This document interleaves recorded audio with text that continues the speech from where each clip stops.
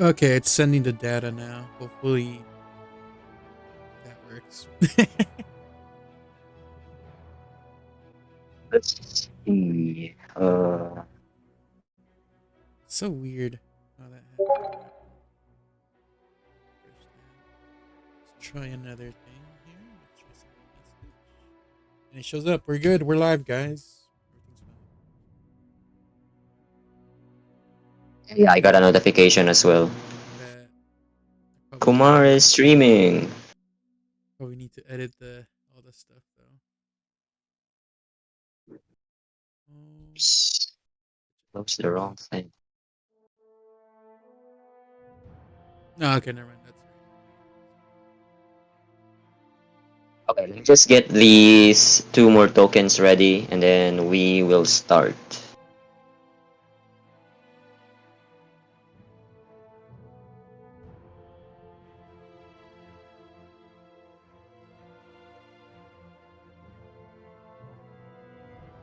We already have one viewer. 2000. Ooh, nice. Hello. Perseon, thank you for the subscription. Appreciate it. Give me a shout out. From the Curse of Strahd.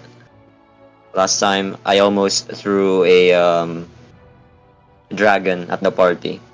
You're gonna throw a dragon at us? Or is that a phoenix? That looks like a phoenix. From Curse of Strahd yesterday or earlier for you. Mm. I almost threw a dragon at them. I wanted to. I'm here, DM. Hello. Why? Yeah, I know you are. But what am I? I was planning to throw just a wormling, you know, kind of test the party a little bit, but it was too much. Just even that specter is already too much for them. I don't think we could take on a dragon to be honest, but A wormling? Just a baby dragon? oh, we're gonna take on a wormling? Yeah. Oh damn. Oh, you mean this party? You guys can handle an adult dragon, I think. I don't know about that. Not with the Arco.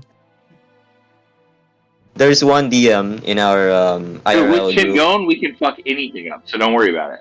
Oh yeah. Hey, say so, say so. I believe in Chingon. Now, granted, I don't know that we have any healers with us right now, so it might get a little dicey, but we can figure it out. Oh, good thing for reminding me. Sinil should be here and the wizard girl. So let me add them.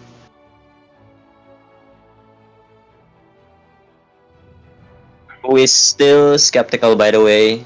What's she doing here? Is she really meant to be here? And this is the future girl. Futuristic girl. With the visors and all that stuff. Imagine her in like, Is she a steampunk? kind of, a little bit. Imagine her in like Power Ranger suit. Something like that is how she looks like. I don't have a token for her, unfortunately, because she's not meant to last this long.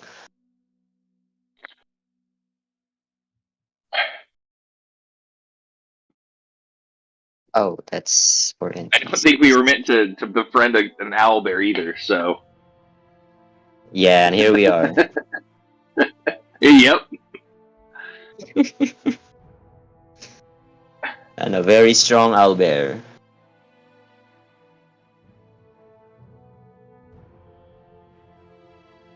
I think this guy was large.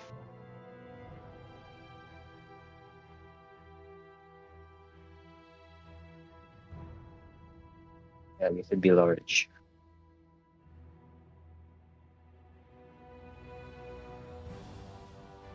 And this guy is another gargantuan.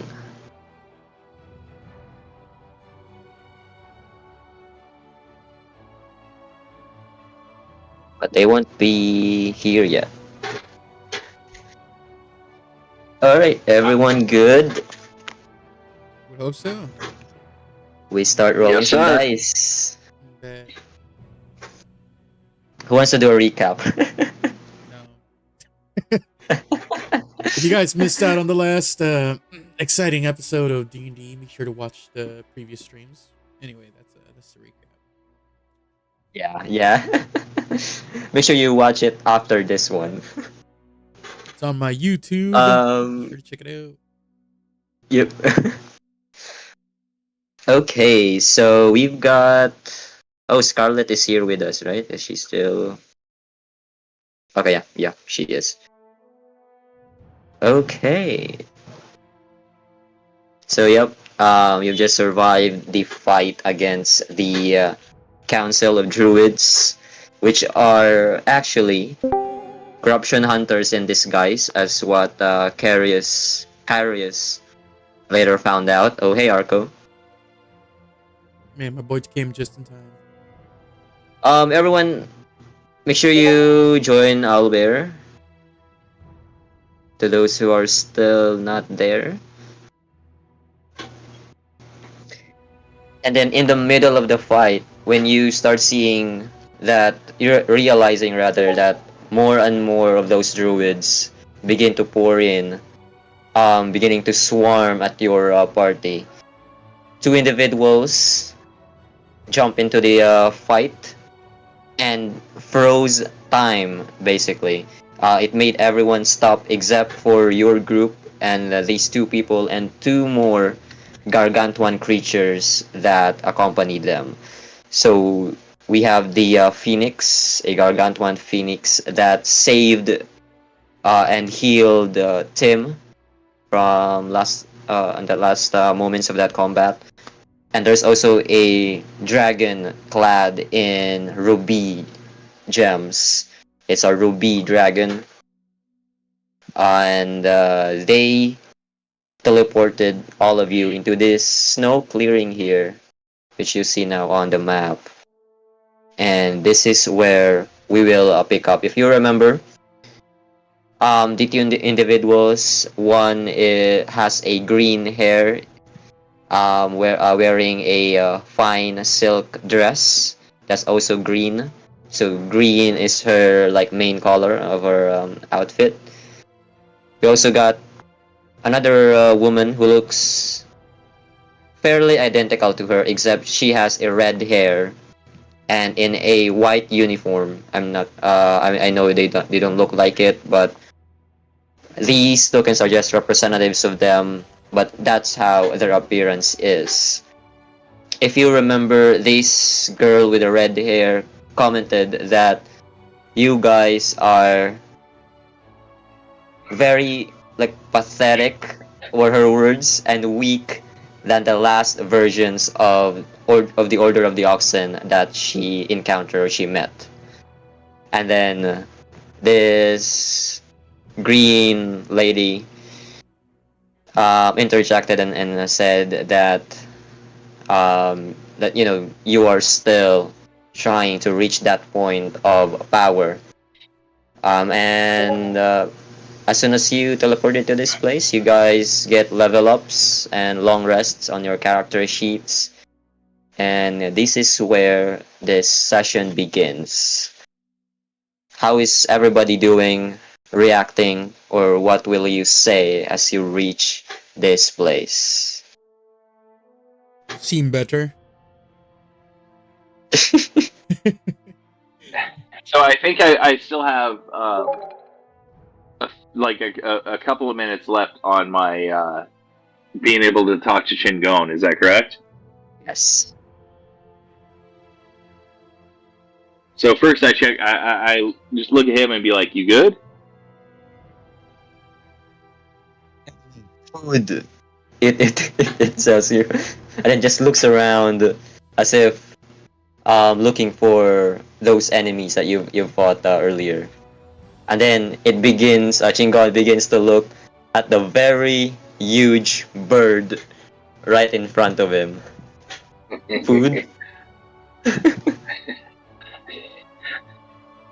So I walk up. Can I walk up and kind of scratch him behind the ear and Okay. pull out one of the cold ice ball things that I had before in my pocket and feed it to him and just be like, I think good. So without any rolling for an animal handling check, you easily shifted the attention of Shingon, and it's now busily munching on the ice cream food that you're feeding him. And he will be distracted for the time being. We'll see Okay. what happens later. What about the others? I, Arius being. Oh yeah, go ahead. I guess is there any our surroundings besides the dragons? I guess I want to look at the dragons, be like, kind of get a sense if we're in danger or not. Everybody's looking calm. They don't seem to be threatened or worry of possible danger around. The dragon starts perching itself on the ground, now sitting and just staring at your group, while also briefly glancing at the two women, as if waiting for them to say something. Then I'll just hold my tongue and just wait to see what happens. See if anybody needs cover. And I'll let Arco do the Um, talking. all right.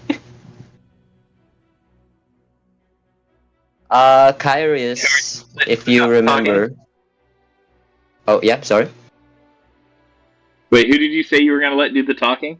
Arco, I guess, because he's charismatic. Oh, I I mean, thought you said you're welcome. Shingon. For some reason, I was like, Yes, wow, let the that's a owlbear bold speak. strategy, man. Let the owlbear speak for us. Love it.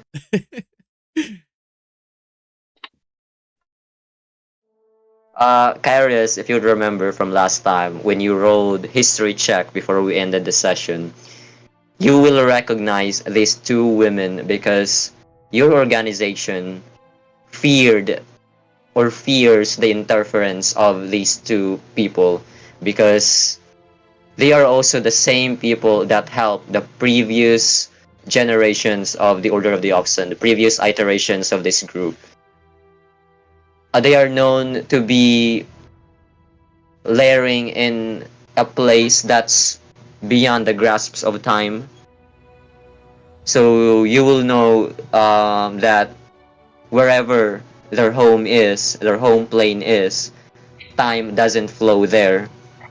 And that's what really makes them a very eminent threat to your organization. These are the Paradox Twins.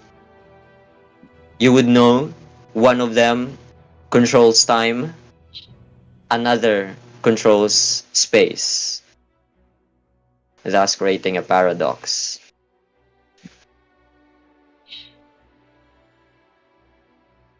If there's one thing your organization doesn't like to happen, it's when this group, the Order of the Oxen, finally meets these two individuals.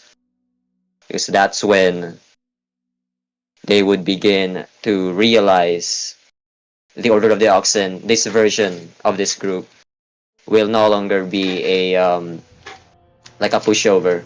They have to take them seriously now. How would Damn you straight they react? do. Well, I mean, they've always had to take us seriously. I don't know what the hell you mean. Until now.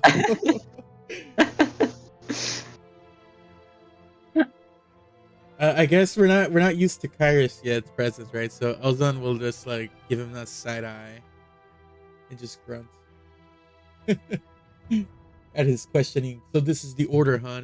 Elzon just looks over and grunts. Like clearly not amused. Oh, Standing beside a corruption hunter.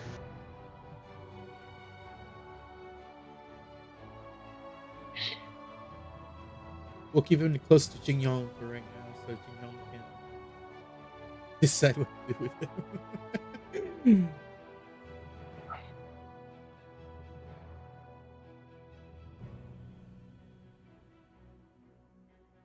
know I'm not your enemy here. Eldon respond, that remains to be seen.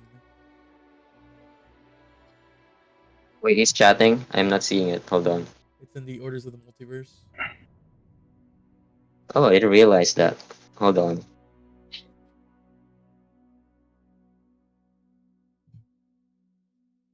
Oh, okay. I see. Girl, I'd also would like to just grab Arco by the back of his neck and just make him stand from prone. He is currently unconscious. Oh, Yeah, from the stress of suddenly going into arcane fury state. did somebody heal him then? I mean, he's already healed up. What do we need to heal? Oh, okay, he's already okay. healed up. Arco, roll me a Constitution saving throw. Can I slap him to like give him advantage? Constitution. Yes, advantage. Go.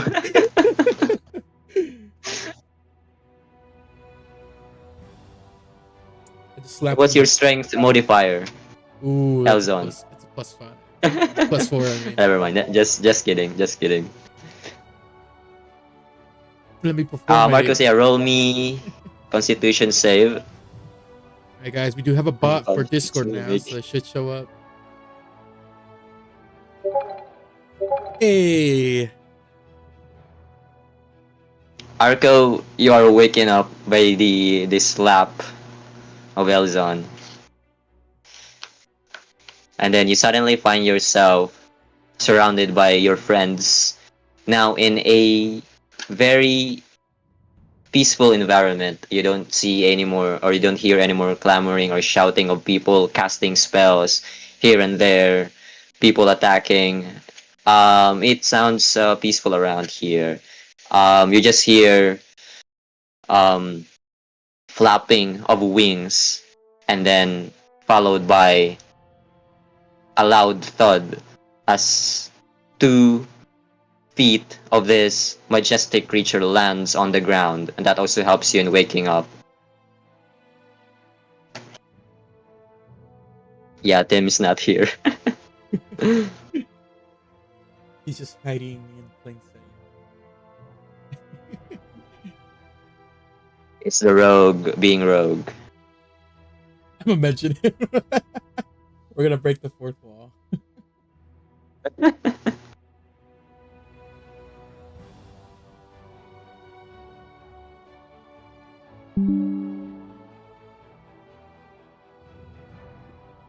As you ask this, Arco, the woman in a green dress would say, "Fear not.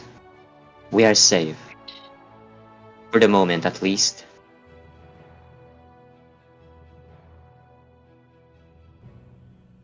I mean, you're welcome to keep speaking. I'm still not gonna not listen.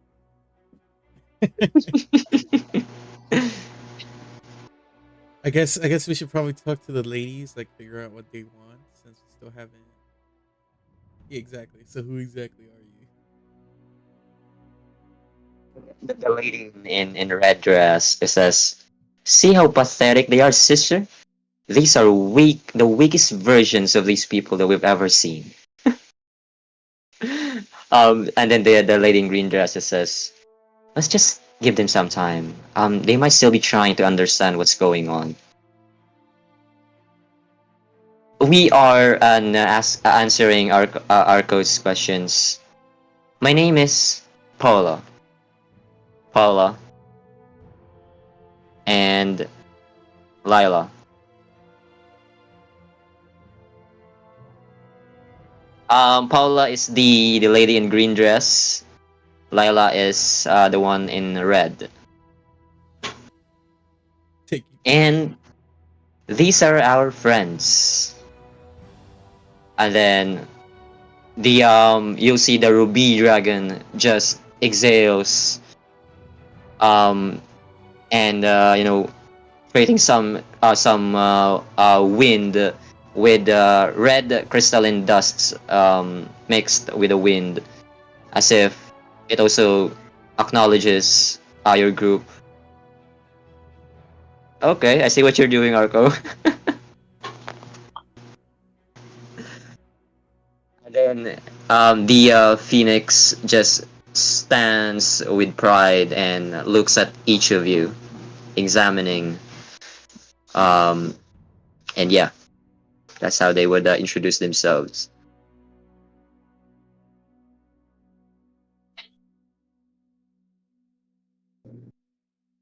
And then Paula would ask, I know you have a lot of questions, so hit us. I was gonna reply, not really.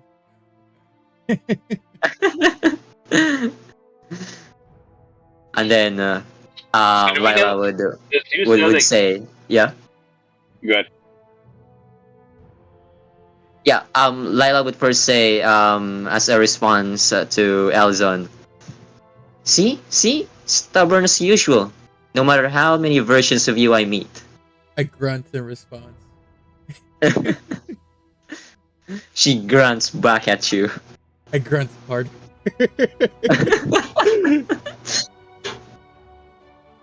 Answering Scarlett's question, the Paula would ask, I'm afraid you may have to elaborate. Who is this white dragon you say? And what is it, Deuce? I was gonna say, do I know that Homeboy's a corruption hunter? Yes, he looks like he is currently wearing the usual clothing of corruption hunters with a black top hat, black robe, and he is currently wielding the corruption diseaser, the weapon that these hunters usually have with them.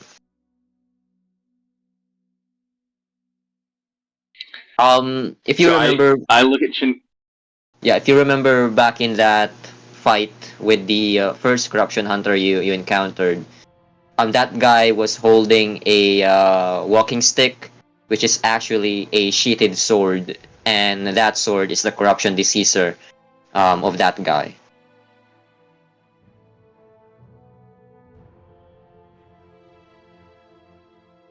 Yeah, go ahead. It's one of them. Does everybody know that he's a corruption hunter? Yeah. Yeah. Those who have met a corruption hunter before will definitely know that he is. And we're okay with this. Somewhat. We're still figuring it out if we're okay with it.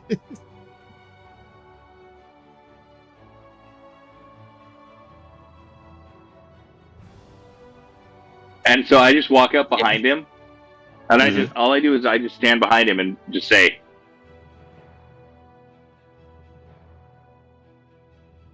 Just say what? We're waiting. I say, we're watching me and Shingon, and I knock his top hat off. Okay. And Kara says he's not here to kill, but to warn your group.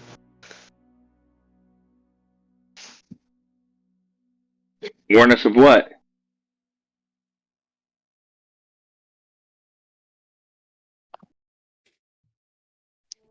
Karis, you remember all those lore I sent you. You may back read to those just to refresh your memory. He's got some lore with him, guys. Oh, he's raising his hands. He's casting a spell. Stop him. Grapple him, quick. Grab him.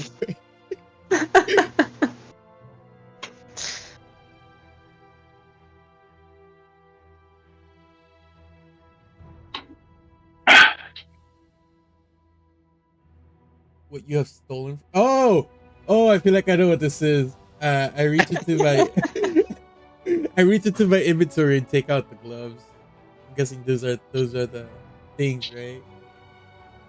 Oh, the gloves. Karius, you are wearing the same gloves and you would know that it doesn't have a magical property. It's just a usual part of the uniform of corruption hunters. No way, no way, because I touched it one time and it like made me teleported me into like the basement of like the haunted house. Yeah, it did, but carriers would know that it's just sort of a common item for corruption hunters, I should What? say. So they can't teleport me around? I'm sad. Nope.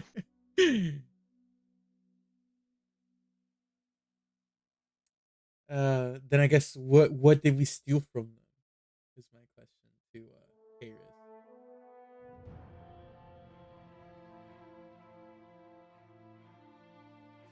Who says it's Tim's sword? Karos, you would know it's not. It's the other sword. A hacked weapon. I look over at Arco holding his see a corrupted sword in his hand. Arco is still holding his soul blade. Blightwood's item, is that the sword Arco's holding? Yeah, the woman was Evelina Blightwood. The woman you kept on grappling. Oh, that person. Oh my god. Okay. Yeah.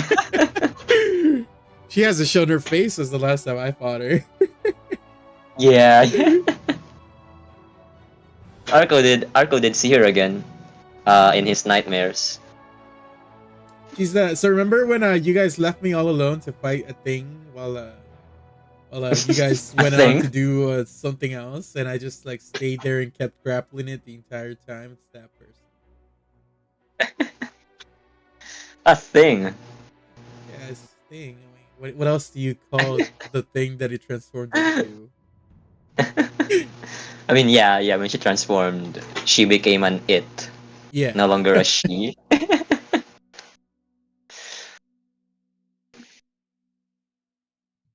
Evelina, okay. Yeah, you remember Big Mommy? Yeah, that woman. That woman.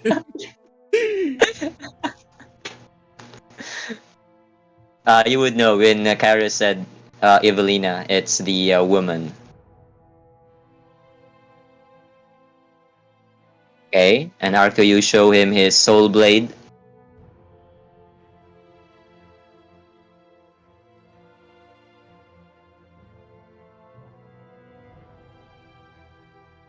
Arius, as you see Arco showing you his soul blade, roll me a wisdom saving throw.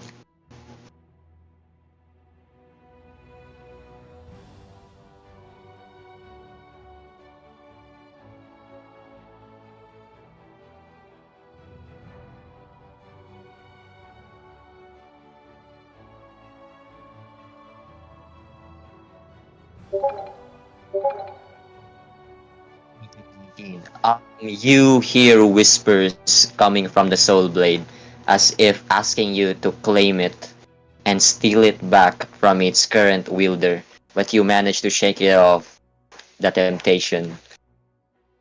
You're good.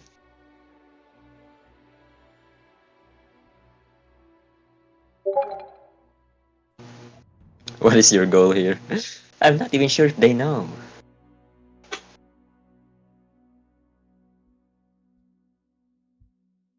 We're here to save Portarun from this realm, right? Yeah, Yeah. yeah. Will you say that in character? No, because my character stays Okay. Just grunting.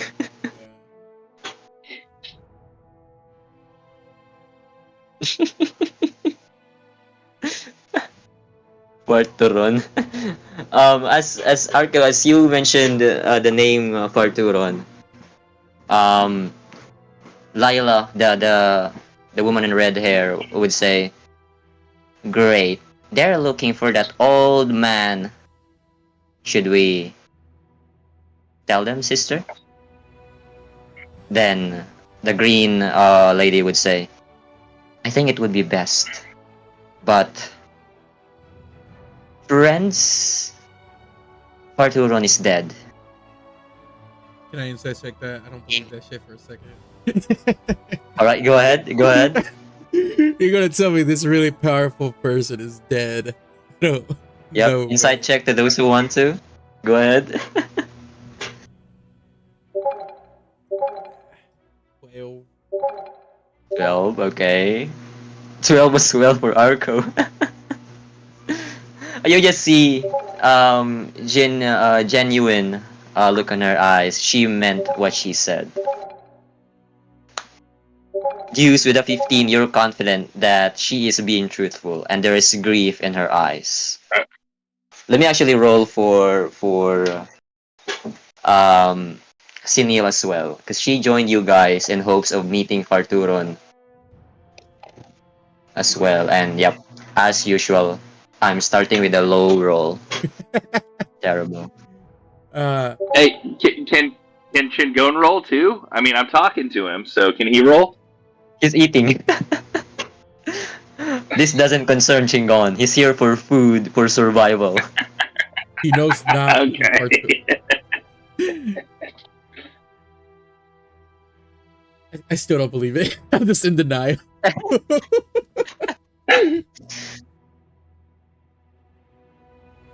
Then Lila would then begin saying, "Yes, I see all of your expressions. You don't believe us. Just tell us, you don't believe us, right?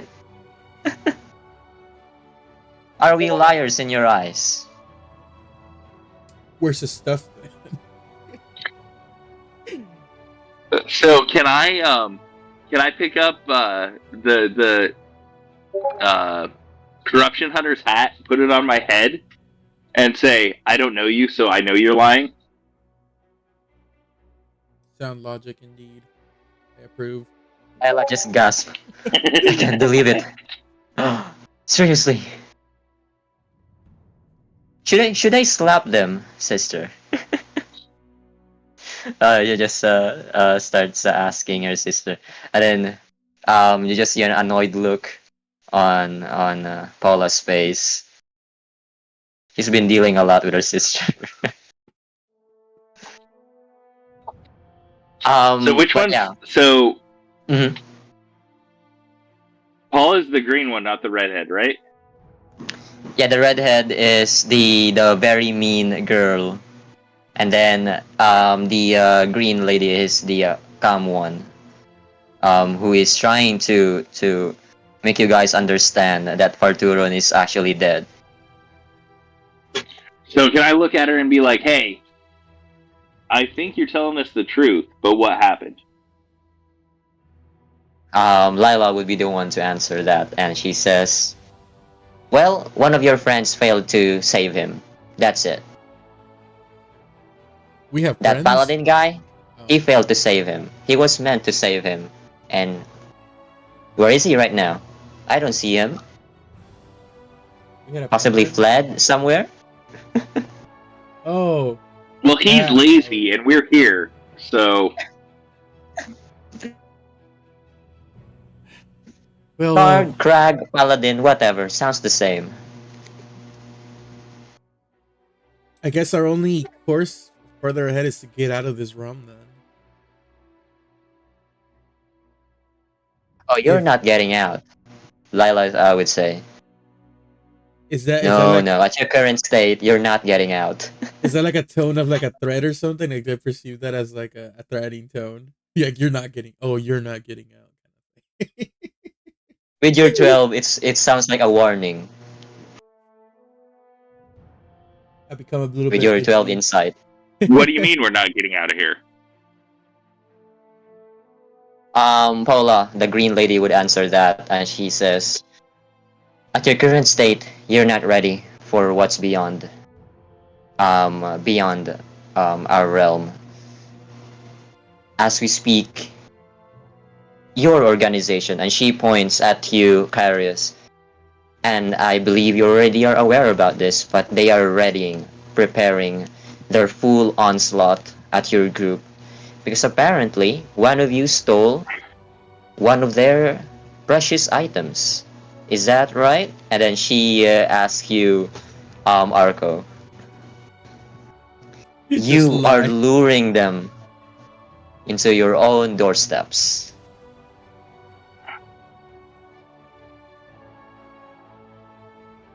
Then Lila just gasp again and says, "Great, we have the best version of these people."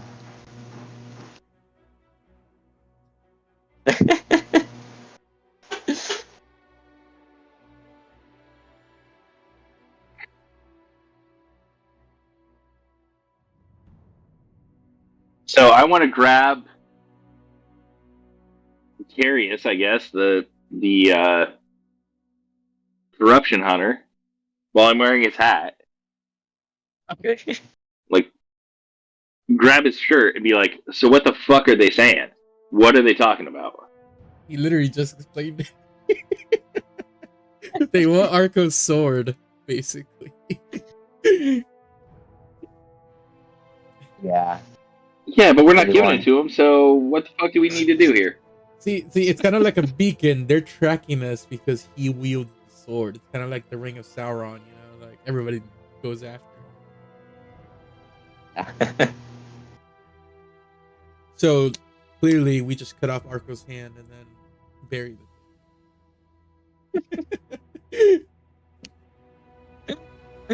Use them using their own weapon. Kill them using their own weapon. I see. Carius would say basic math. The sword is equal to beacon. You gotta dumb it down from the barbarian. So you know what? Dude, sorry I'm picking on you tonight. I'm in a mood. Can I take his sword and say, "All right, they've got two of us"? Like, all right, I'm confiscating this. You don't. You're in timeout, mister. Yes, exactly. Whose weapon? Carius? So, just to verify, you are confiscating the corruption hunter's weapon. I'm pretty sure. Yeah, that's what I thought. It sounds like a very bad idea, but yes. Carius, do you permit this as a player? I'm asking to you as a player. Do you permit this, Got or some will you bullshit- resist? It's got some bullshit Batman like taser thing with somebody else takes.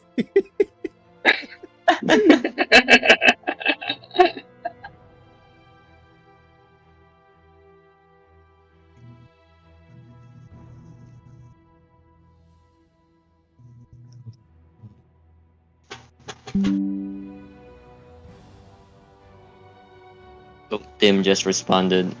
Yep. Oh yeah, he won't be here.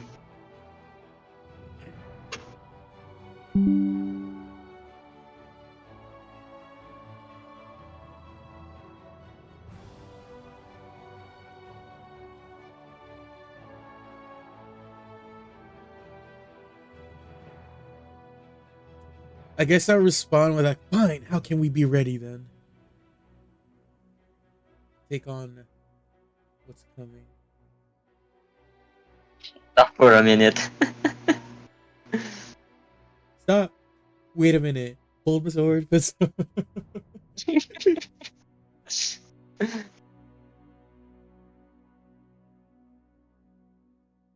Okay.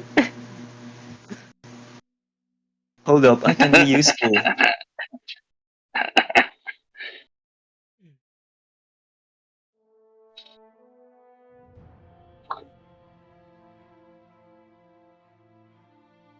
I mean, our text is going off today. Hopefully, all you streamers are okay with reading and you're not Yu-Gi-Oh players.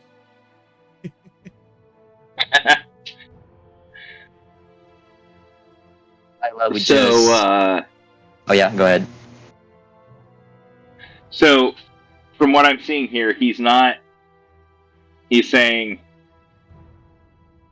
that he's not our enemy. Stop for a minute. I just helped you in last battle. I'm trying to warn you here. I'm not your enemy. Okay. So I look at him and say, "But you are my enemy." I don't like your kind. If they're tracking him by his sword, by that sword, give me your sword. Well, it's not his sword that they're tracking. How do I know that they're not tracking you? Oh, the Yeah. damn. Do you have a microchip?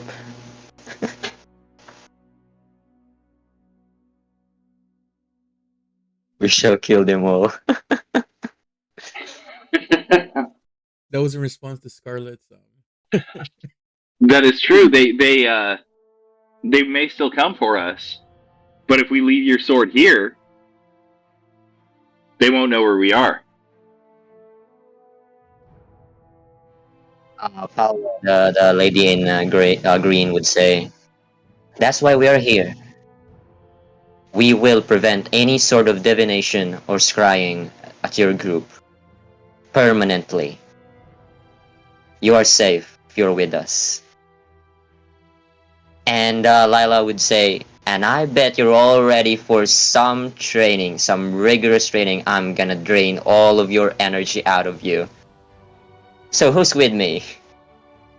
At the word of training, Elzon just eases up. I like this one. She speaks plain.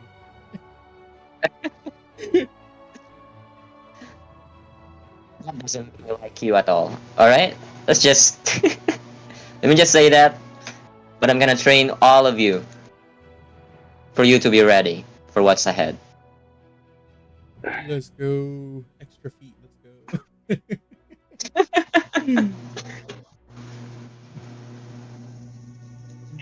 So I walk over, like I kind of walk behind Carius and kind of slap him in the back of the head and be like, "You're lucky," and walk over and say, "I'm ready for training." Do I take 1 damage from the slap? Plus an extra 1 second damage. For the disrespect. Then I asked, do you go reckless? Do you go reckless? Strength-based Do you I go do not go frenzy? reckless. I do not go reckless. strength-based vicious mockery.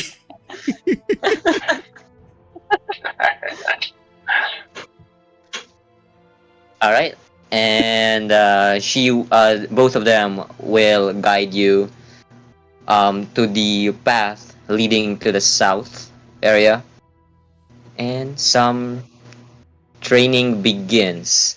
Let's As get down to you are- business. To defeat Yeah. the what's the group the corruption. So I've got to hunter. say, at this point in time, the background music should It's really Hans. be "Eye of the Tiger." It's Hans. To defeat the Hunt. No, but I meant we're not fighting the Huns. We're fighting corrupt. Some copyright. Did they send me warriors when I asked for adventurers? You're unsuited for the rage of encounters and. All right, I'm done. We lost 5 viewers because of that. A man out of you. I can't change the music. What's going on? I think Elzon, you can use the bot and change the music if you want, since have no idea you're the how to one use streaming it. I have no idea how to use it. There's the Wait. command play, and there's also loop to loop it. That's basically it. It's got to be "Eye of the Tiger."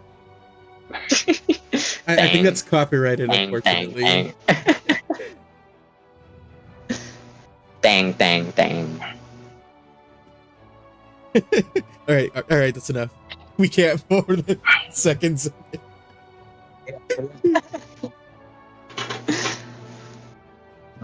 And then as you guys walk along, Sunil at the back says, "What's going on? I'm sorry. What are we doing?" They're complaining about food.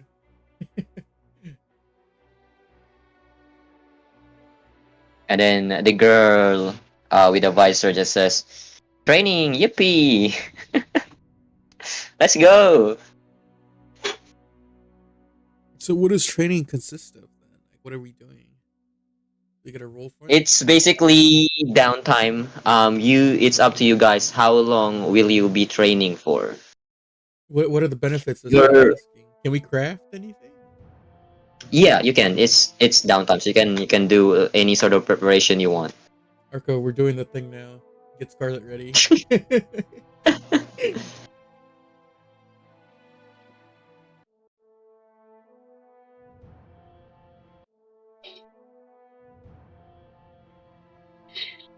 Let me try to kick you out so I can change the music.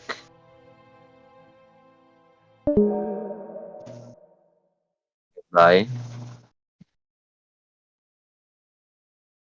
Okay. Yes, time does not flow in our realm. And we are displaced, so nobody can track us. I go to the weapon forge with Arco and Scarlet. We're gonna do something. When she said nobody can track us, can anyone roll me an insight check? Of course, the great almighty the great person top.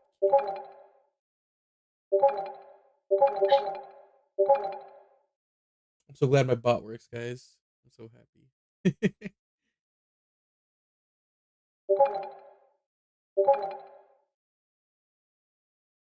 We can use some Deadpool music as well, right?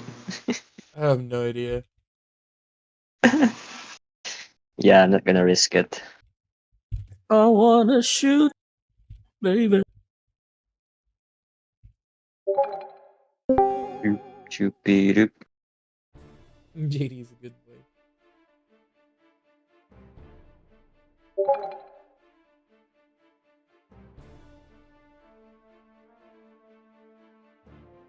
Okay. So this is what Okay, we're gonna insight check. do. Yeah.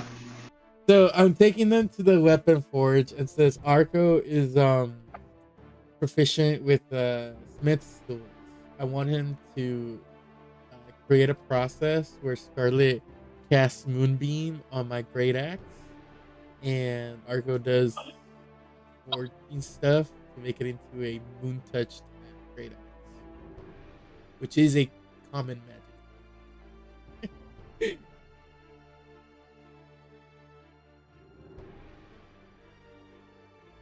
It's interesting here because you are staying outside. You are now in this. No, I don't have the map for it, but you are in the backyard of a green mansion, and you are being kept outside by these two ladies saying that if you wish to survive out there, you have to survive here as well. So you are being instructed to stay outside, and your forge, your source of fire, would be the phoenix. It's phoenix flames that Yo, will help you forge your weapons. bad. So let's get on that then.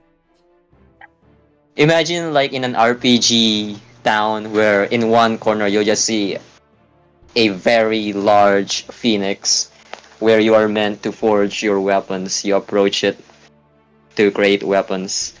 Arco, I'm just gonna Help me tell tame this you. phoenix. I'm just gonna tell you right off the bat, you're not gonna tame this phoenix. That's good luck with First, let me resolve the insight checks. Elzon, you will immediately sense the sound of being unsure and being, less confidence with what Lila last said, which she said, "You will not be tracked here in this place." It feels like she doesn't totally believe that. I'll keep that in mind. Okay. Arco, you are you saying that in character? Tame this phoenix.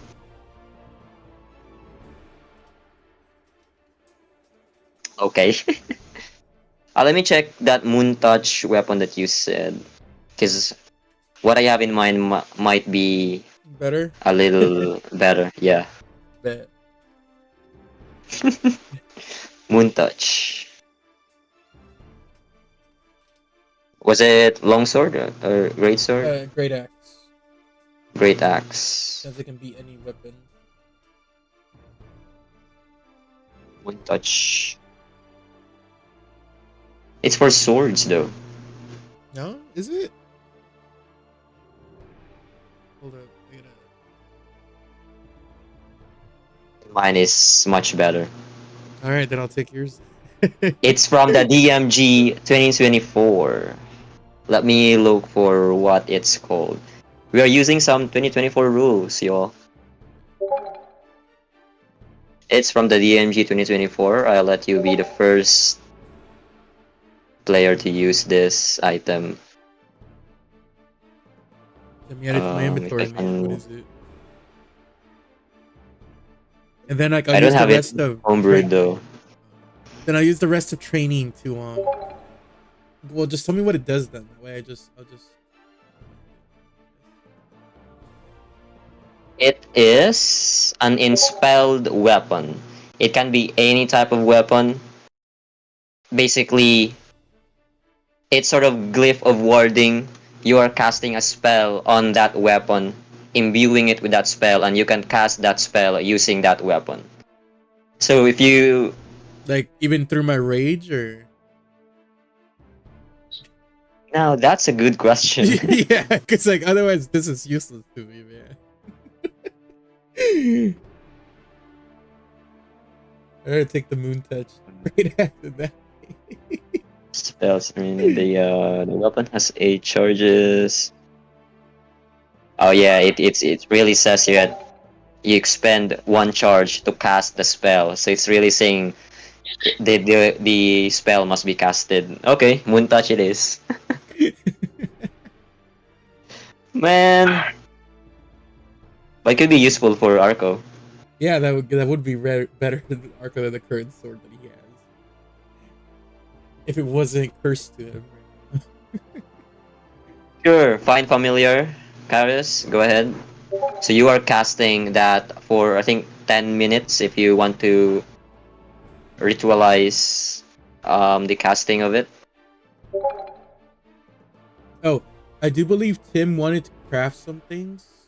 So is it alright if it just I'm not sure Okay, let what me he wants to just craft, but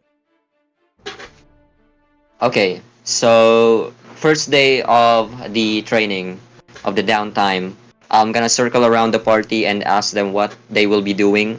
So starting off with combination of Elzon and Scarlet, right? You are an Arco. creating together. Yeah. Okay.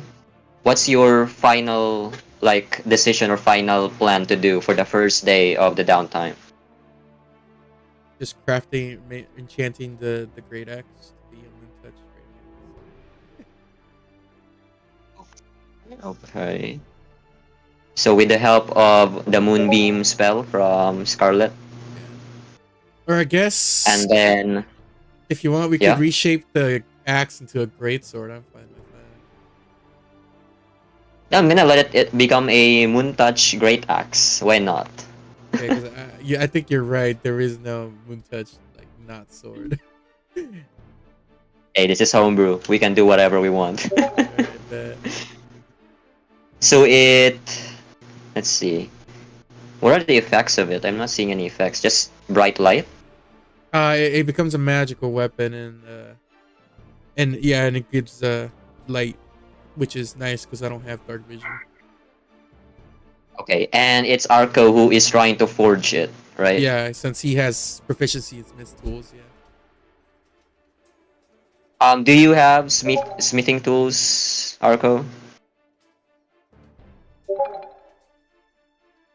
He does.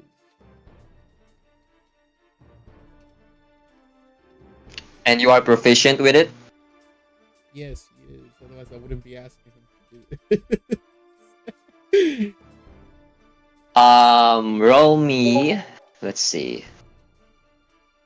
Arcana or sleight of hand or yeah, let's do Arcana. Let's do Arcana with advantage since you are using a tool that you are proficient with. So Arcana check with advantage.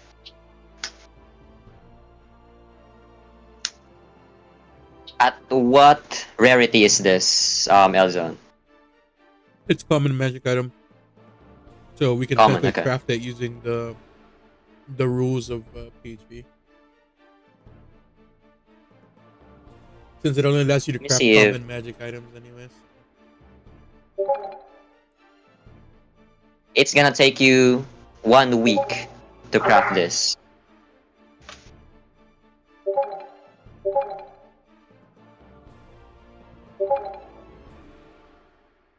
14 for your first roll of the day. Oh So it's God! going to be Moon Touch. By the way, you all have an inspiration point, okay? And then there is also 2 hero points on Limbo that you can Like staying out, hanging out. get. What? He's home for the night. He'll be here. And is he staying outside? Is he staying out of his room and hanging out? Yes. Okay. Oh, Juice, you're not on mute. Oh, sorry. I was just talking to my wife. That's okay. I guess Yeah, because we have to be careful now because we are streaming. I guess we'll have well they're crafting that. I guess we can have Tim make wood carver's tools or something and like make us wooden weapons to practice with. You know? Yeah. Yeah. Lila would just observe what all of you are doing. She would tell you that by the end of the week, she's gonna make you fight someone as a training. Like we'll just set up So that's gonna be, yeah. we'll set up Elsons and Deuces on training grounds. The boot camp, right, Deuce? Yeah. So that's the first day for Arco, Scarlet, and Elzon. Yep.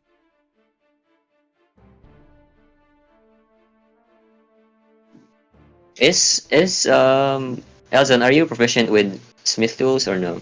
No, I'm just hooked them there. That's why I'm assuming I don't know what I'm doing. So you are helping Arco, I would assume, and then also Scarlet. So I'm gonna consider that will cut down to half the working time in order to finish the magic item. So Arco, roll me 2 more Arcana checks. So another roll with advantage. Wait, you don't have a modifier for Arcana? Is your sleight of hand any better?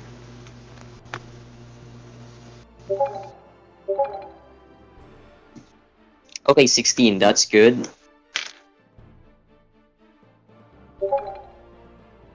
So those 2 rolls are for the first day. What about... Bro, why are you not rolling sleight of hand? You should have been rolling sleight of hand. Anyway, you can try it again on the next day. Kairos, you are casting Find Familiar.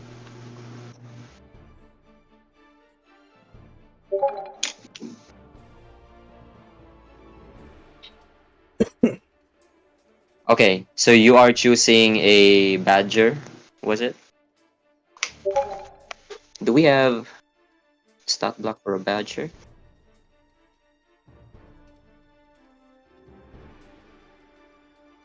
Oh, yeah, there is.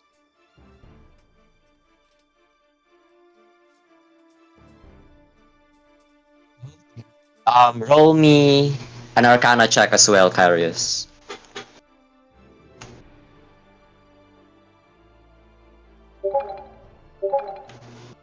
Okay, 7.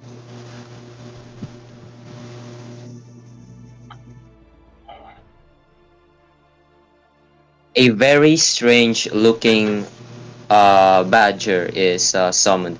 By the way, make sure you deduct the gold requirement for the Find Familiar spell. Do you have enough gold for it?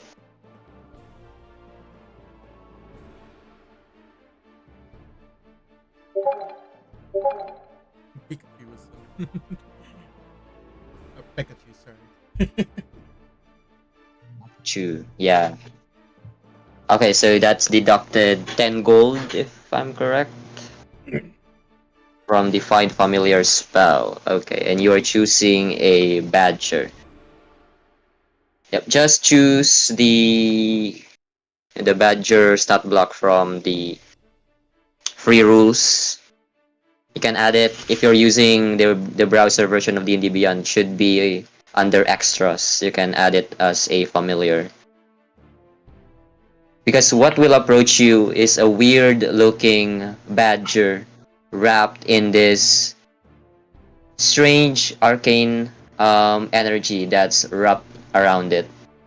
It leaves off a trail of sort of ethereal mist to it, or something misty.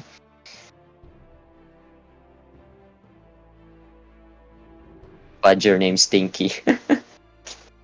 With the stug. Don't tell me you're...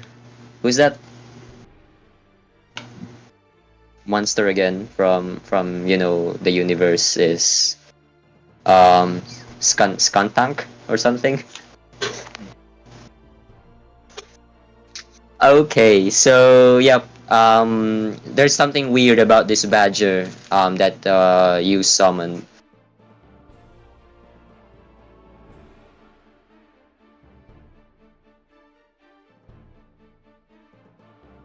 Okay, Scarlet, you're asking Arco to fuse those two amulets.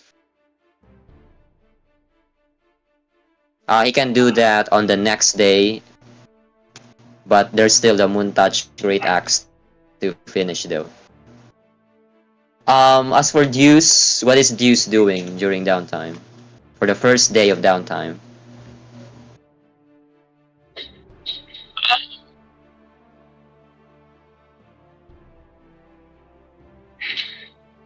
Is there any way I can become more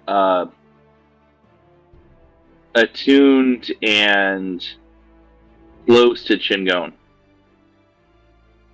Get closer to Chingon, just do some bonding time. Yeah. Okay, sure. Animal handling. With advantage if you're using the ice cream.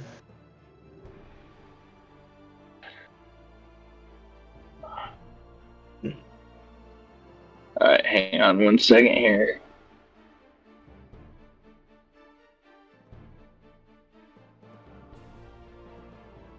Where the hell is animal handling? There we go. With advantage? As you both leave off to go hunt, Lila would tell you not to kill too many wild animals. We should kill all of them. 23, okay. You notice during the hunt, you realize that the way Chingon fights now is not as if he is just alone or a single unit. He works with you now as he gains the ability Pack Tactics. So it means he has advantage to any attack rolls if his target is within 5 feet of an ally. And yes, you Nice, finally okay. get that class for familiars for pets, which I lost the picture or the source bit. I have to find it again. The sidekick class. Chingon gets the sidekick class. So at first level, he gets... Oh, actually no. He doesn't get the Pack Tactics yet. Never mind. At first level, as a sidekick class, he is adept at giving well-timed assistance. Chingon can take the help action as a bonus action. Cool. It's currently daytime, He meant like the lunar cycle of the but moon. the moon is, what's that state again? That just finished new moon. I forgot. Was it? The full moon? Yeah, crescent. But was it? Is it waxing or waning? Hold on.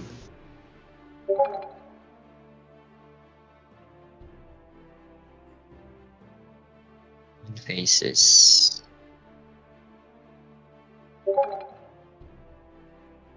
It's waning. A full moon just ended, and it's the crescent is now a waning crescent moon. Yep.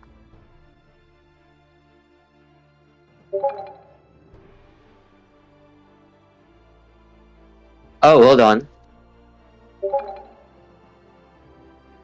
Yeah, waning is going into new moon. It's currently waning. It's just the full moon just ended last night in game. So yeah, it's going into new moon.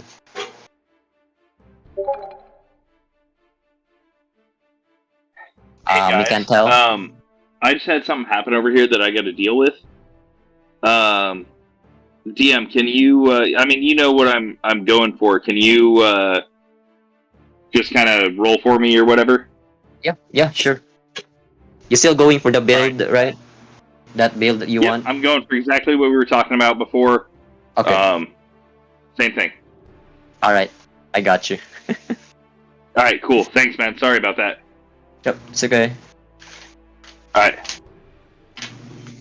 By the end of this, Deuce would be scary if played right. Jesus. He's doing some min-maxy stuff. But anyway. How long till the new moon? You can't tell.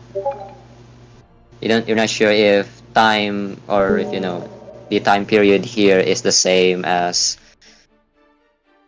your home plane.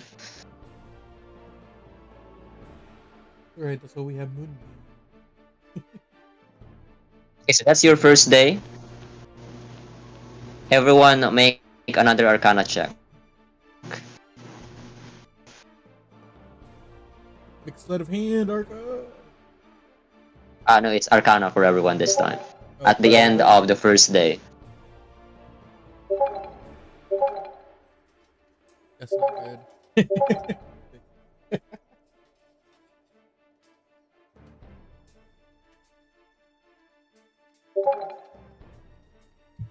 Ooh, that should give us a bonus. You have an inspiration point that you can use. How important is this check?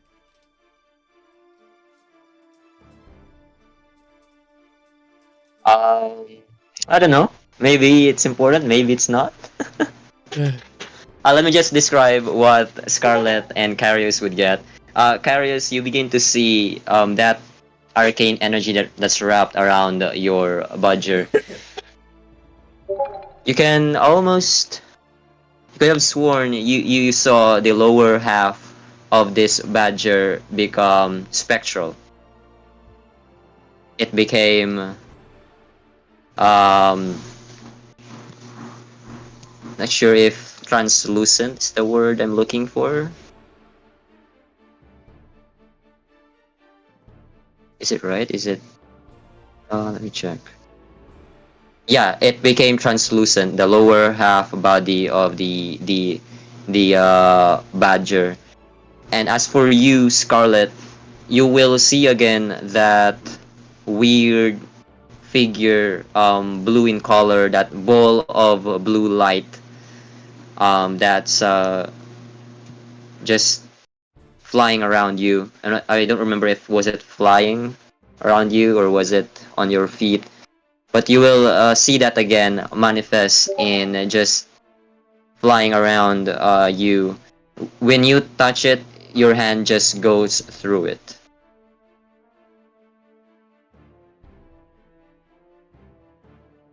Scarlet, you have to keep casting it every single day that Arco is trying to forge the weapon. Yeah, Elzen and Arco are just focused on creating the weapon. They don't mind what's around them. And then Lila would comment at what both you, Kairos, and Scarlet are seeing. The spirits of Pintura. Let me just send that, because this is the first time you've heard this name. You are attuning to our land. Those are the manifestations of the spirits that roam these lands. Now the question is, are you capable of actually summoning them into existence? Are you able to wield their power and utilize their assistance in battle? Yeah, paint. I'm not sure if you've been noticing it, but initially I described this place as the canvas of I forgot the words I used. The canvas of the multiverse, I think. Not sure. And then now she's saying that these are the spirits of Pintura. You ask what Pintura is, she would say, this land is called Pintura. So, welcome to Pintura?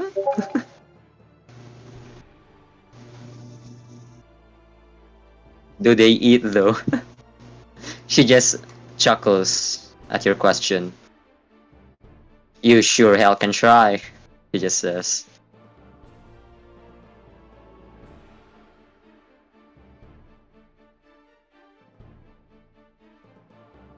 But we were like you once.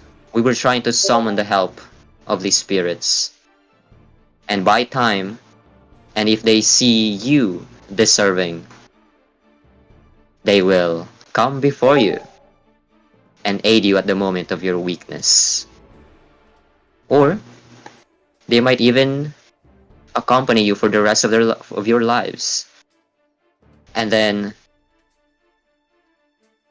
you will see a green light materializing. Oh no, not green. Red light materializing around the phoenix, which I assume that your group is gathered around the phoenix. And Lila would say, he is the spirit that I found. Meet Cheeky. She finally Cheeky. She was just a little chick when I found him, and look what he is now. You begin seeing her conjuring an illusion of a burning ball of fur that is actually a chick sitting on her shoulder. This is how he looked like when I first met him. And then Carius, as you ask her how to summon them, you can, but the question is how.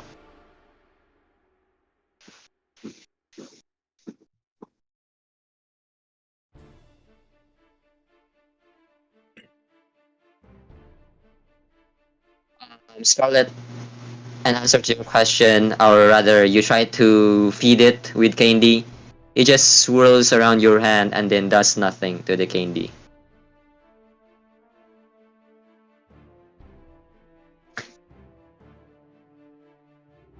Carius, Layla would say, there is nothing to teach. It is you yourself who will teach yourself how to summon them. You have to figure it out. It's a puzzle.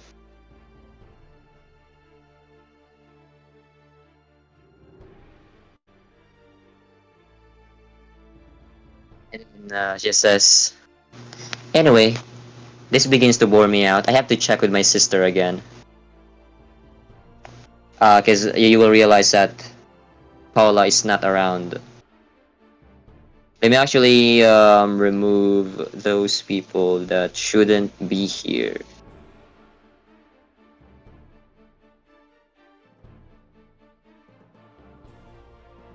Let me also roll for Signal.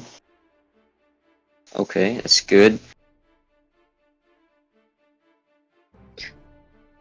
By the way, Carius, only you would see the lower half body of the badger become um, translucent. For the others, all they see is a normal badger.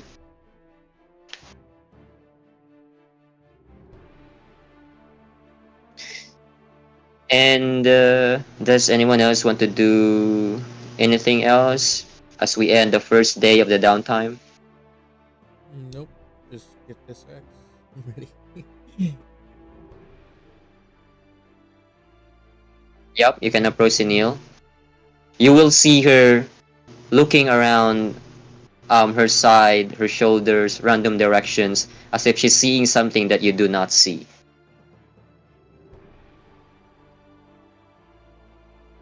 Same goes with the futuristic girl. She's looking around her feet, smiling at something that seems to be moving around her feet, and you don't see it.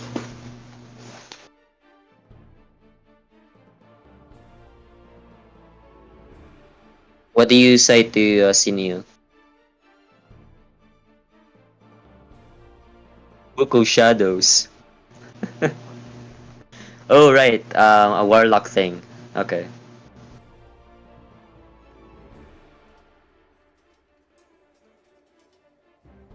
Are you asking something, Arco, to Sinil?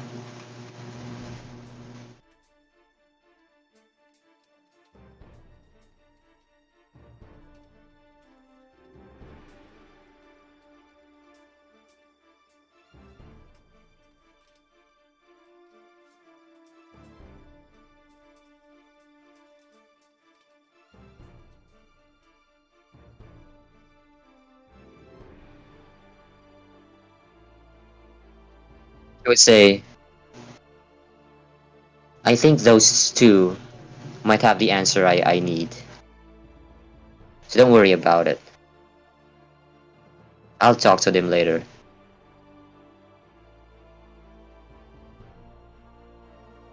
And then she begins to walk off of your group, following Lila.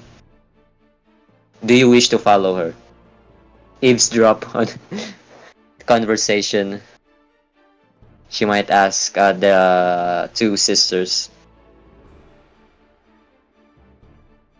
Give small amount of your energy to it. Um, I mean, yeah, you can try, but it doesn't seem to react.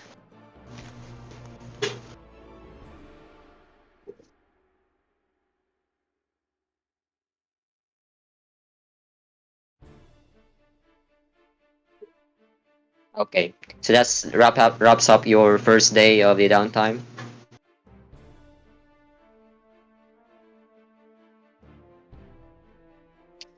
We moving on to the second day, so still the same for Elzon, Scarlet, and Arco.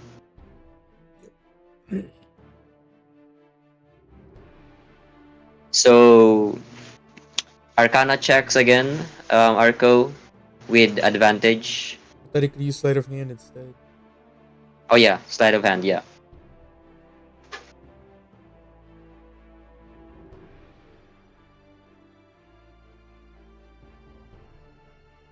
It is following you, Scarlet, yeah. Bring snacks. Okay, 15. So Elzon and Scarlet are helping you, so roll again with advantage.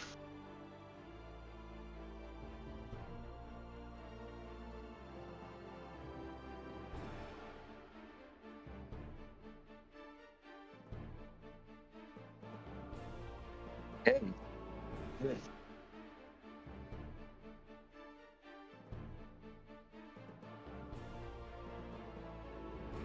What is? By the way, you guys need to use 100 gold for this, for the materials of this. Who's Or paying for the that? sword? Or for the Yeah. axe? So we Yep. already had the materials. Yeah, you already have the weapon, and then you have the flame from the phoenix, and you will also need 100 gold.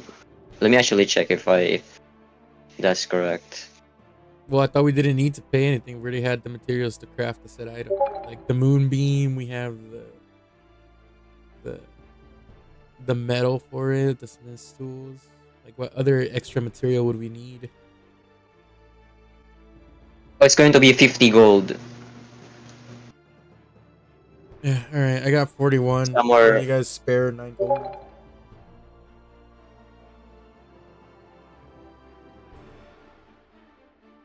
All right, cool. Yeah, everyone took long rests. You guys have a lot of gold, right? Yeah. Or gems. Or oh yeah, Tim has the gems. Pretty sure he wants to use them for something. So that's fine. We paid the 50 gold. Yeah. Now. Okay. Alright, so that's the second day. I'm also gonna roll for Deuce here. Okay.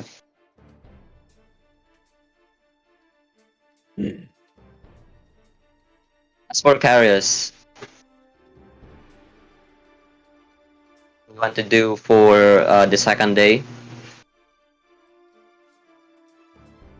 During this day, you would see this woman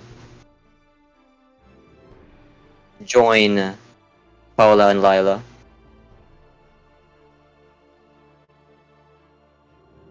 They are talking amongst themselves, discussing something. You'll see her in a black cloak covering her face. Everyone can roll insight if you are curious about this woman. Or at least you don't know she's a woman. Just an individual. Ooh, 0.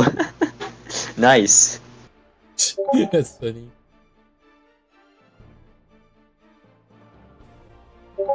So yeah, just an individual under a cloak, protection of a cloak.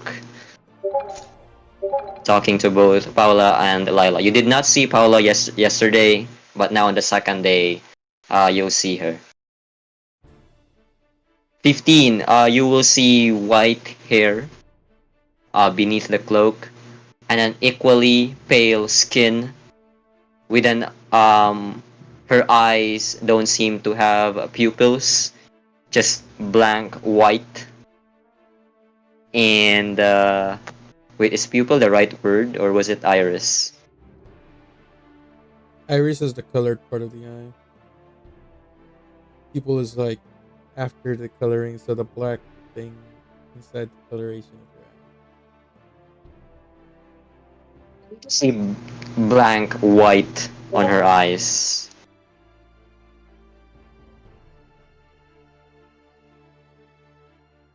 Yeah, so no, and then you will also see above her forehead horns, white horns that are spiraling a little bit, and they are fairly tall as well.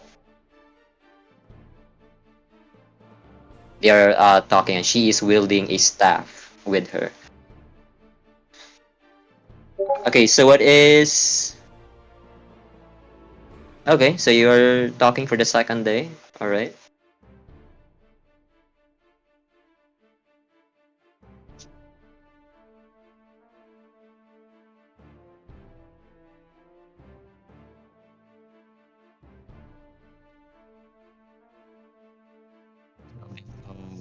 Role play.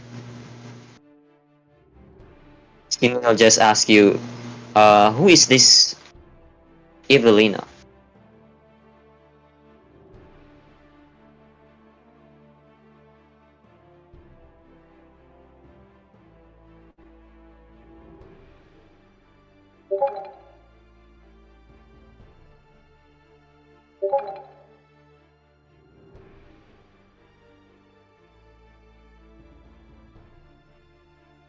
As Arco shows the sword again to Carius, Carius, roll me a wisdom saving throw.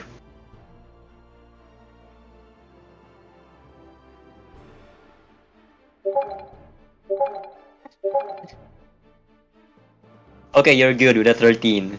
You shook off the temptation again of stealing this blade.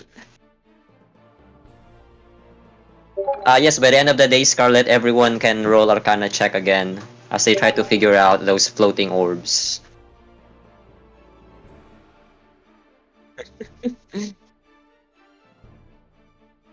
Yeah, does Carius know what they call this blade?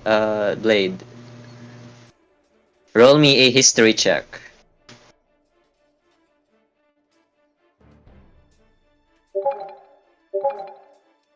Oh boy, you don't know. You don't know what it is. You just know that it has the ability to steal the soul of creatures and imprison them in a card or in a certain yeah in a card. That's what you would have heard. But you believe that there's something more to this blade that it can do.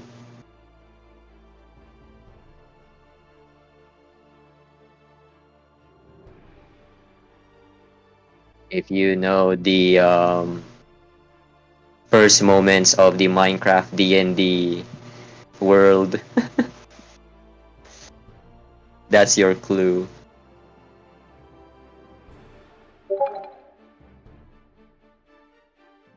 Yeah, will Carius tell Arco about this? As if Arco doesn't already know what doesn't already know that. You already figured it out. Or yeah, in character, not yet.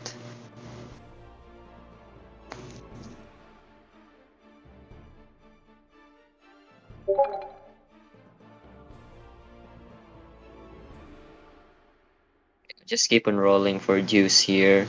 Arco, roll me. Let's see. 1, 2, 3, 4. 3 more Arcana checks with advantage. As we speed things up for the downtime.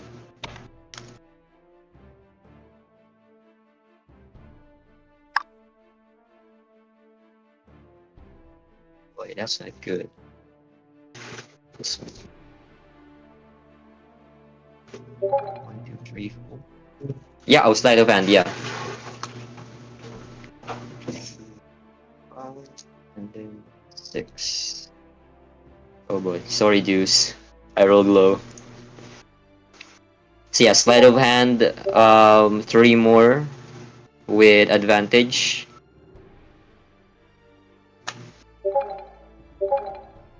Okay, so your first roll is 14. 2 more rolls with advantage. Next is 22.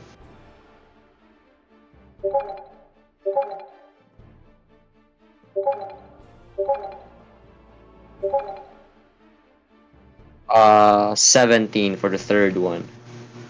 And that's it.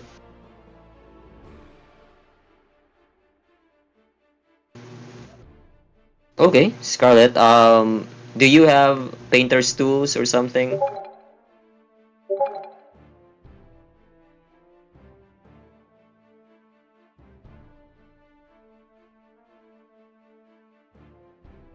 Arco, after 3.5 days, you have successfully forged the Moontouch Great Axe. So you can just Alzon rename it as a Moontouch Great Axe. I just pretend it's moon touched. I mean, it literally just let me shed bright light.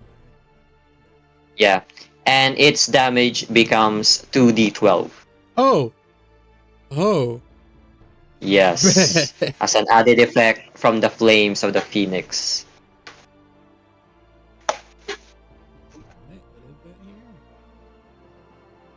Yeah, you should be. But I'll just homebrew it as well. When I have the time, when if I don't forget. All right, Scarlett. Yeah. Roll me a let's see, sleight of hand as well, maybe.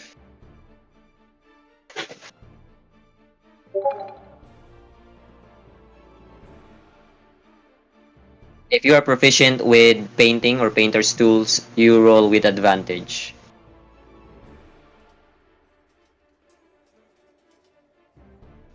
And during this time, Deuce will be training himself, so he will need the full 7 days for him to finish the training. Oh yeah, performance. That's also I accept that.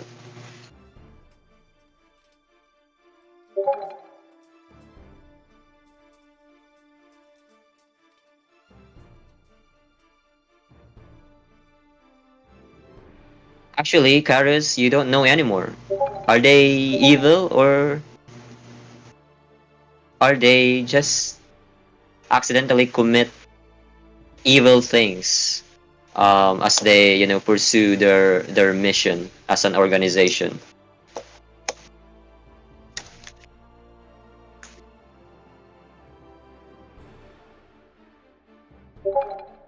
How long or how many days do you want to spend your time doing this, Scarlett? So you are painting. Um, Arco finished it in about 3.5 days. So you still have 3.5 days to also work on the painting. How many days do you want to spend working on the painting? I think I also made rules for this. Let me check on it again.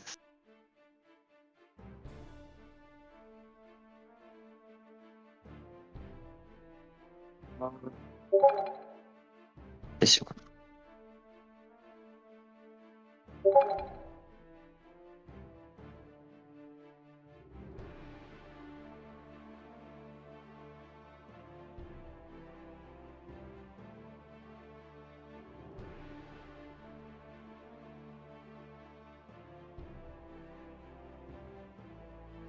You need dual proficiency. You will need the right materials.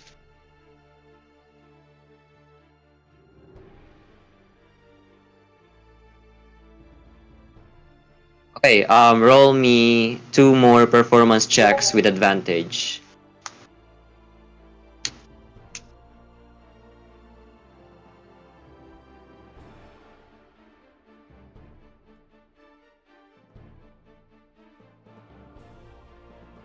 It also cost you some materials, by the way, for painting.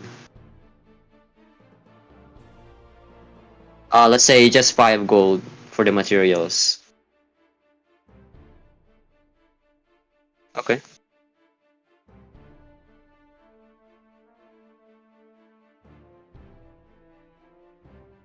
Oh, that's persuasion. You just rolled.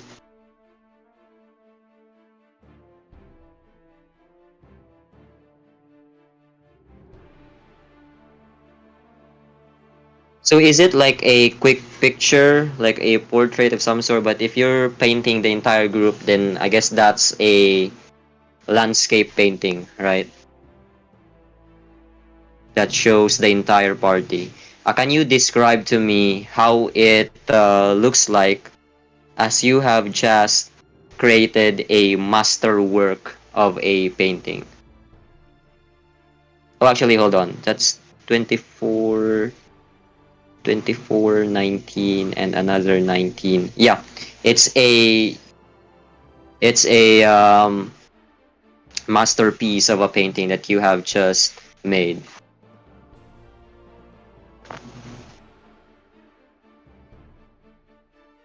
It will cost you, because of this, it will cost you 20 gold material worth of materials.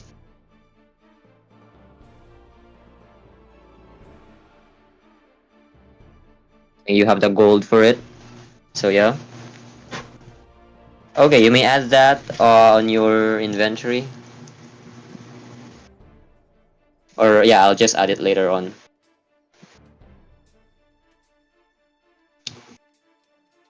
Master full canvas.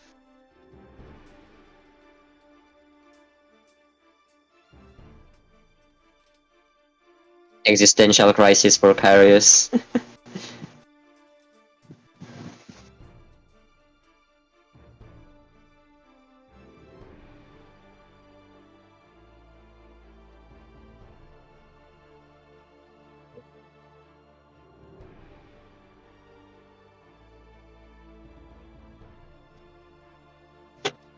Okay, and I'm gonna need everyone to roll Arcana checks again.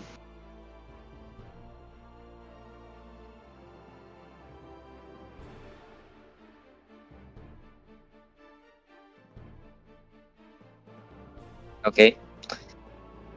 Hey, welcome back. 13 is slightly better than last time. Elzan, as you see again that ball of light just hovering next to your leg.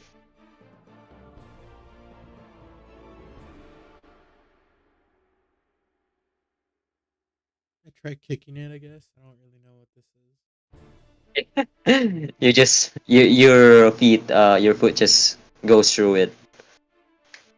Confusion goes across my face. Grunt of confusion. Okay, Carius, this time it's very brief. In a split second, you saw again the lower half of your budger become translucent. And yeah, that will be everyone's doing for the 7 days, for 7 days of downtime.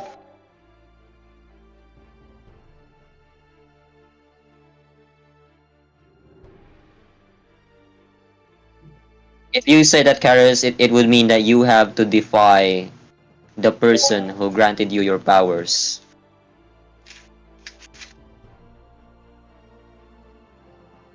I don't know, what do you want to do with your short sword?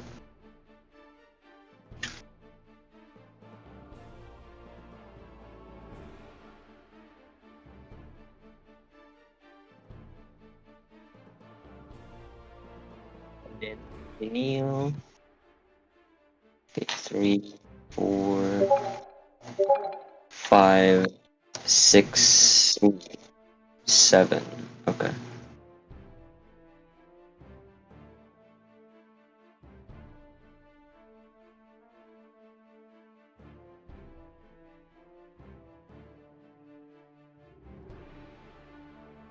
How do you want to do it? You have 3.5 days to try to do it.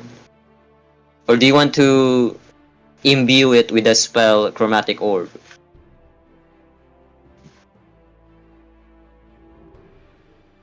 For you to be able to cast the spell without using a spell slot.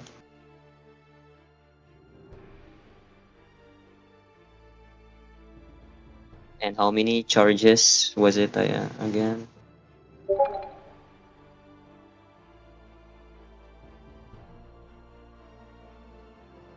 Inspelled weapon.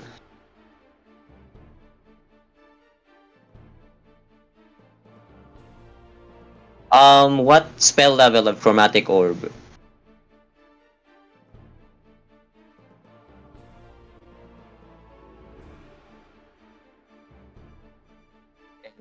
What school of magic is it? Evocation? Chromatic Orb. Okay, yeah, evocation. What spell level of Chromatic Orb are you imbuing it with?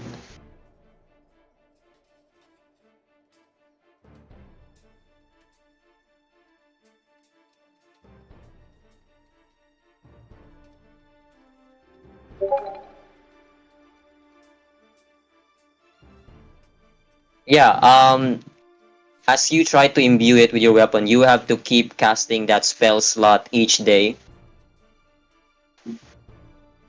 So for this one, you will only have 3 days before the first week ends.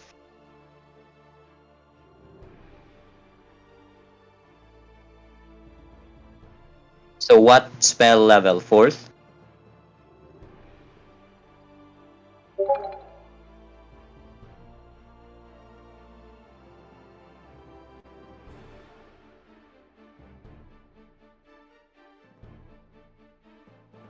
Wait, why 2 chances each day? No, just one. Just one spell slot for each day. Roll me an Arcana check this time.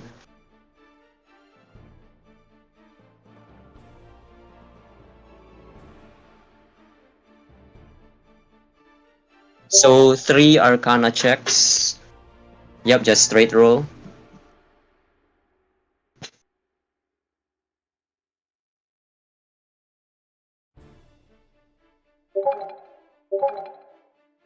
Okay.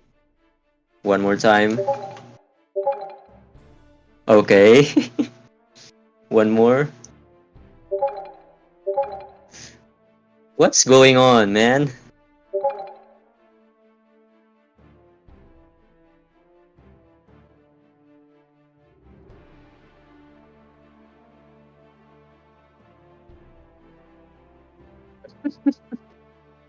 You have 4, 5, and 2. So you failed at trying to imbue your spell at this um, weapon.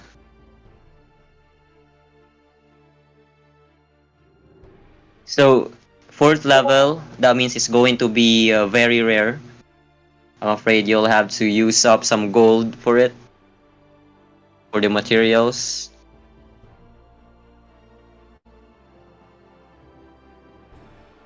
Oh, seriously? Unless someone wants to help you. It's 2,500 gold, by the way, for very rare. What you trying to do? He's trying to inspell his short sword with chromatic orb at 4th level. What gems are those? Because I created different prices for them.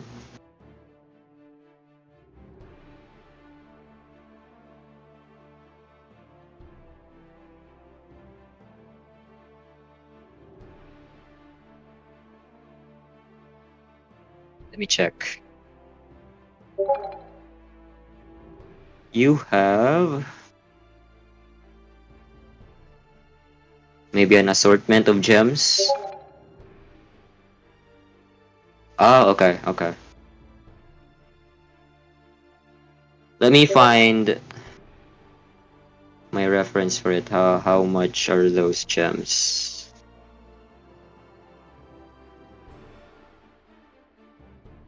Let's see.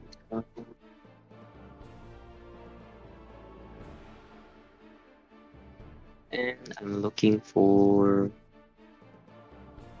gems.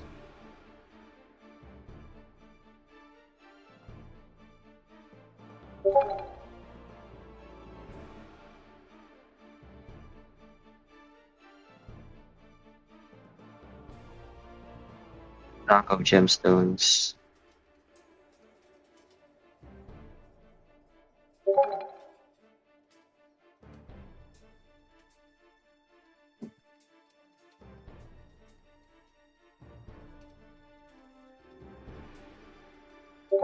Wait.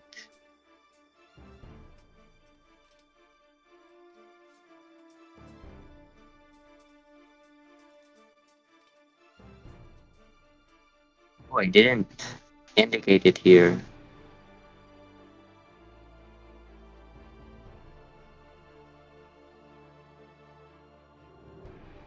It's 100 gold for each of them. Those are not the special gems that I indicated a price of.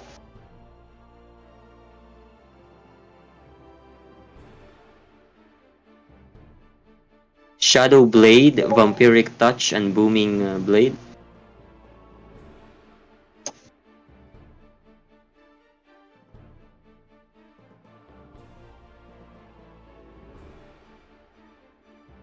Yeah, if you're trying to craft this, you're gonna need. Oh, very rare is 25,000 gold.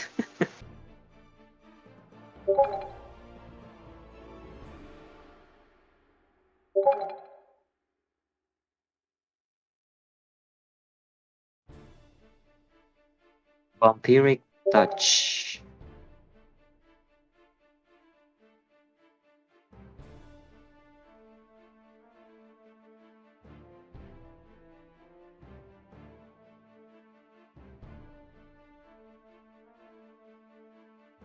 I think Vampiric Touch and Shadow Blade won't work together. They are separate actions.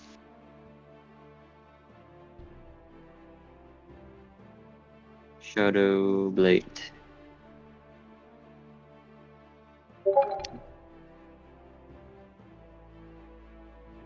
Yeah, yeah.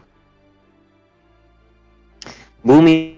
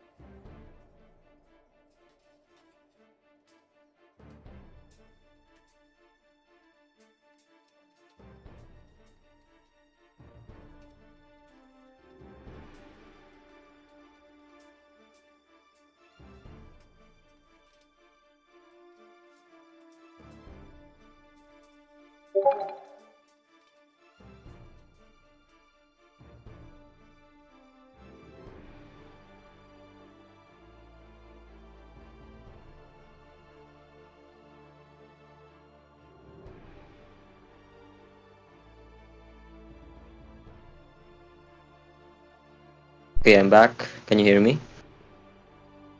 Hello? Okay. So yeah, Arco, if you use the scroll Dragonfire Burst, remember that you can only use that once, right? And in order to infuse a weapon with a spell, you have to keep casting it. So it's gonna be a waste if you don't learn the spell first.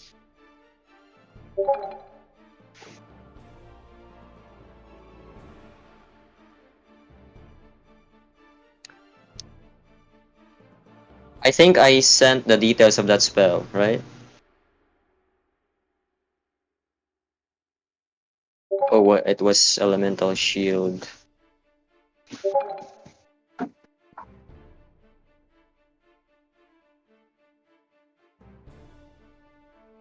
Okay, okay, hold on.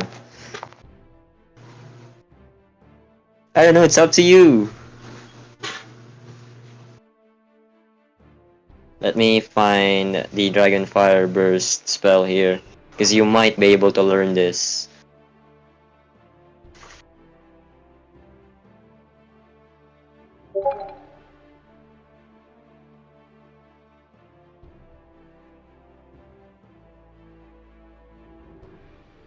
Dragon Fire.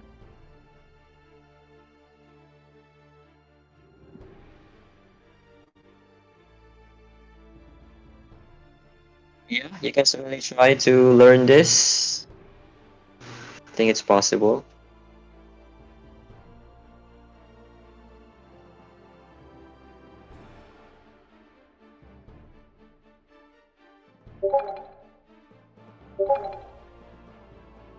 I'm gonna check.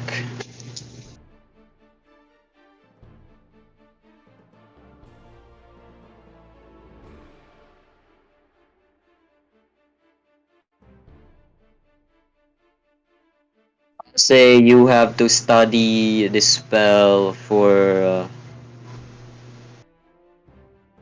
about 4 days in order to learn it. I'm making up my own rules now. Roll me an Arcana check to try to learn the Dragon Fire Burst.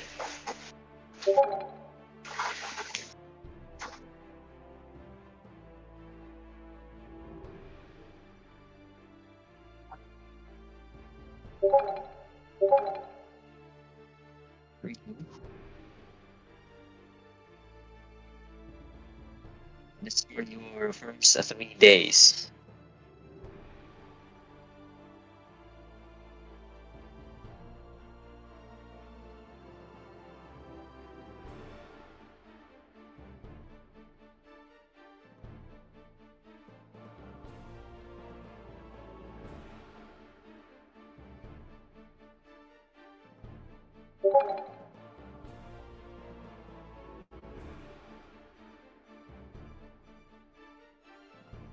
Yeah, each session, one inspiration.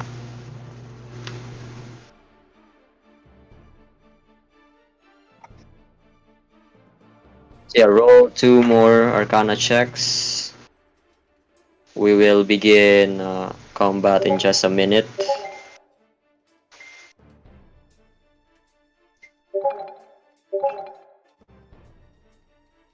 Okay, 18 and 2.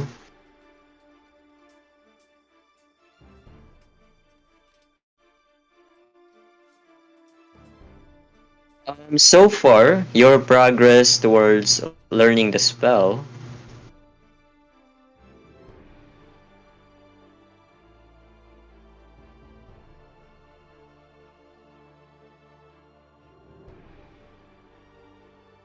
it's not good. If you don't roll high on the 4th day, you will not be able to learn this. It might cost you a lot more time before you can confidently cast the spell. But yeah, Lila would then um Paula and Lila would approach your party and tell you, is everyone ready for some combat? Let's go. Oh Jesus, hold on.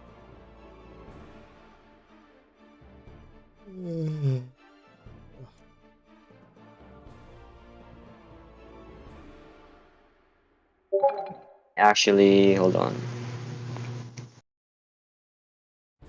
She will this is going to be at the end of the 7th day. Nighttime. You guys are resting outside, and Paula and Lila will introduce you to this individual um, with a white hair and um, as what I've described earlier, with very pale skin and slightly long and tall horns on above her forehead. Where did I put her picture?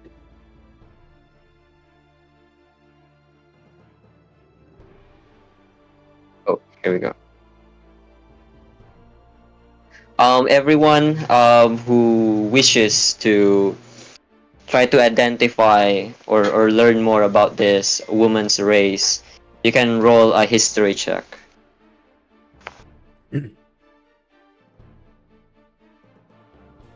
What was her name again? Oh, okay.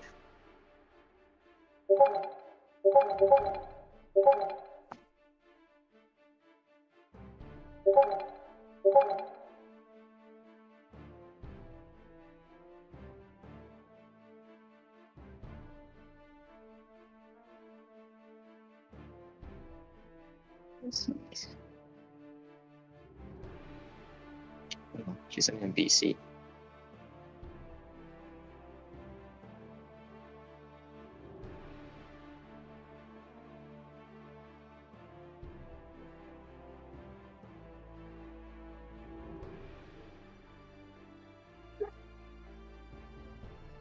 Okay, what did everybody roll? 16 for Arco, 17 for Kyrus, Elzon 17. You guys would probably heard this from back before your adventuring days. People talk about these rare species of elves that originally came from the Shadowfell, from a Shadow realm. They are, if I remember right, Shadow elves, I think, or lunar elves. Yeah, they are lunar elves. They are commonly known to be associated with the moon.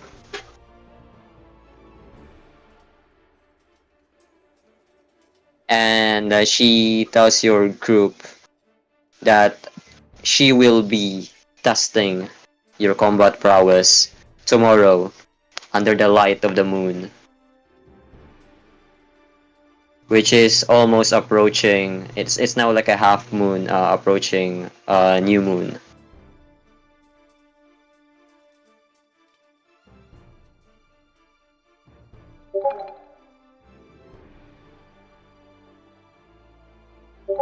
Drugs? What drugs? What?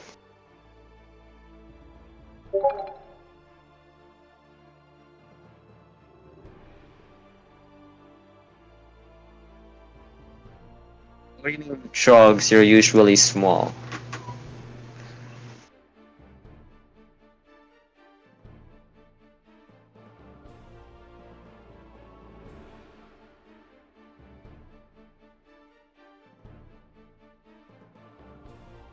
Yeah, Scarlet with a 9. You wouldn't know.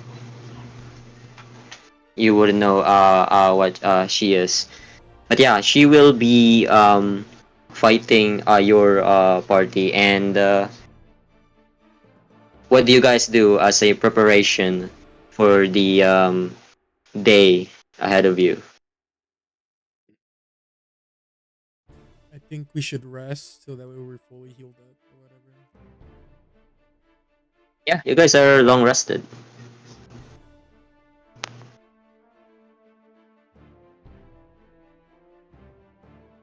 Ozone will do a bit of training with his new weapon. Okay.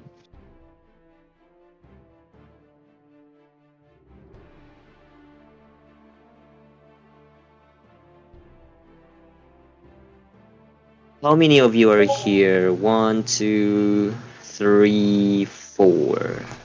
4 players.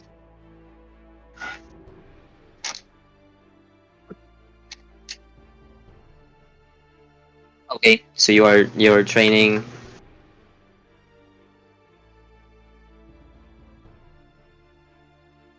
And that's it for everyone, or any other preparation.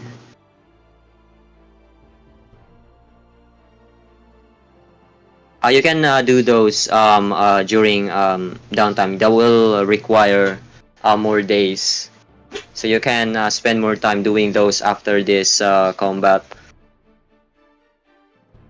But yeah, I guess everyone's ready.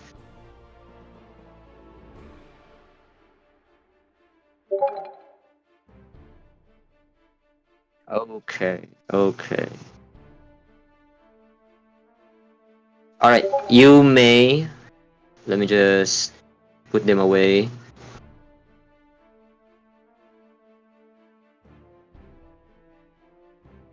You may position yourselves on the left side of the map.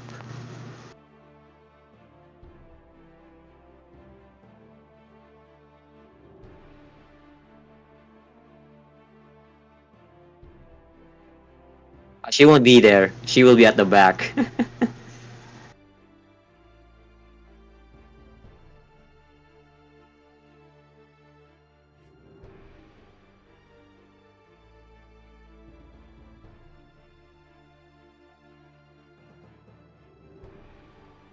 I'm good with that position.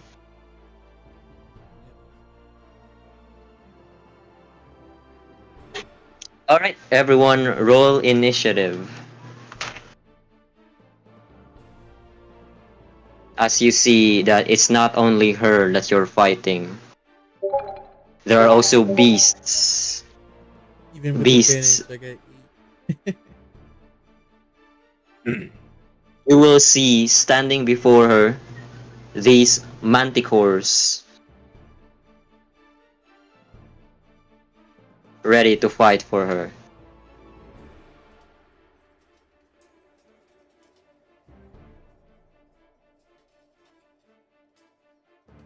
What are the rules of our combat? She will tell you. Give me all you've got. Okay, so initiative.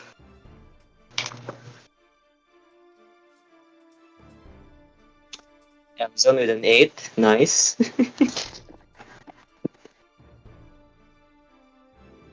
Arco with a 17. Carius at 4. Scarlet at 10.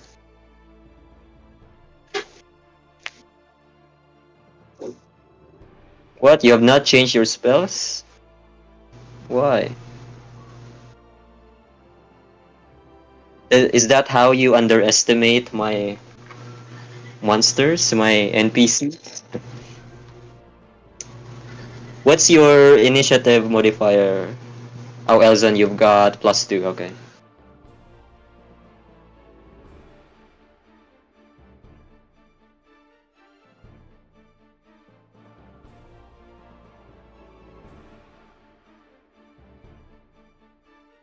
The 4D manticores. You're not gonna like what they rolled. Is that everyone? By the way, Karus, you're familiar. The badger will move after you, after your turn. Or I'm gonna allow simultaneous, so you can make your badger move first before you. But yeah, as long as it's before or after you. Alright, everyone good to start the combat?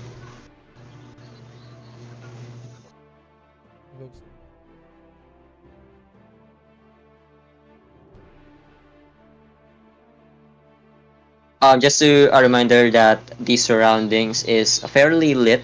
It's still considered bright light. And there's the half moon above you. As you see, this lunar elf before you, she's actually glowing. 15 feet of bright light and 15 feet of dim light. She is glowing under the moon. Wait, not the same ones. What do you mean by that?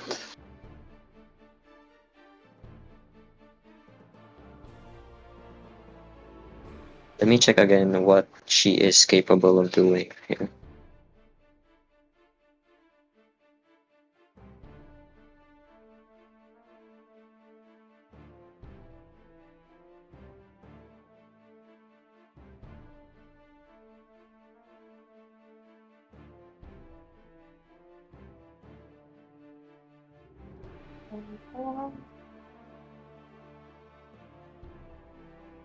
Oh, so that's pretty much it that she can do.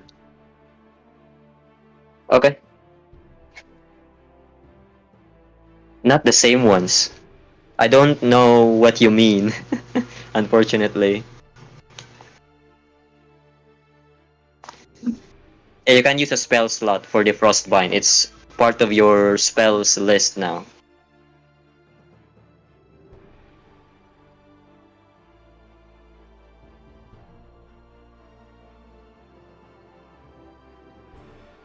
Just see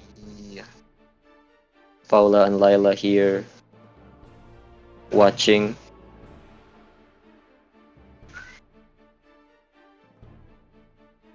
And the Great Phoenix here also watching.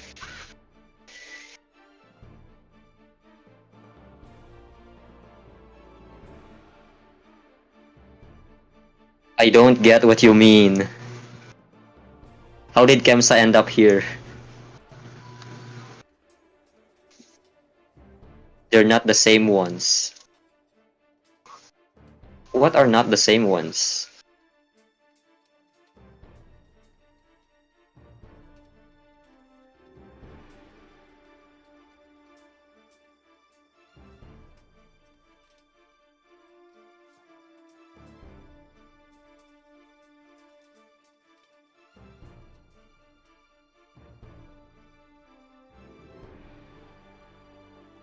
Frostbind is a 3rd level spell. Do you have the notes for it? Did you save it?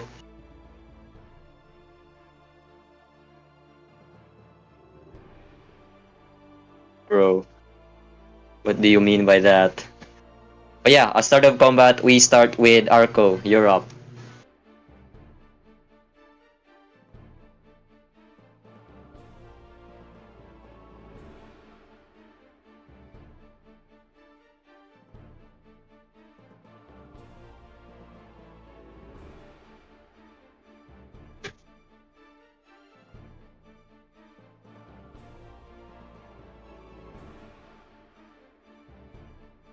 It's Arco.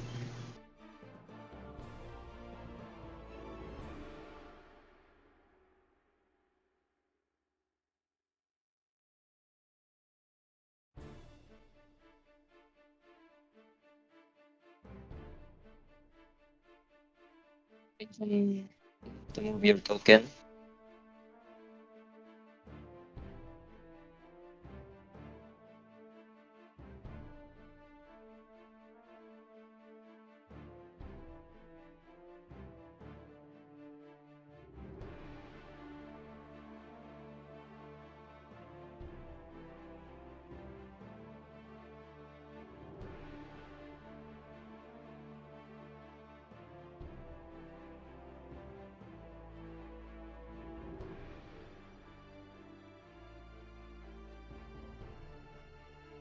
On this NPC is what the character I'll be playing for the level 20 game soon.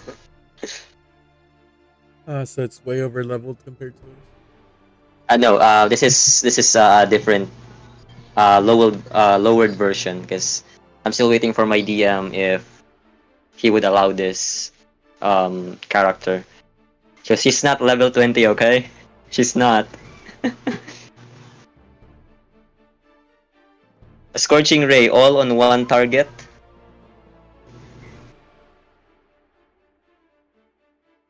$16. No, you don't know. Okay, for the first Manticore, so I guess this one. Roll to hit.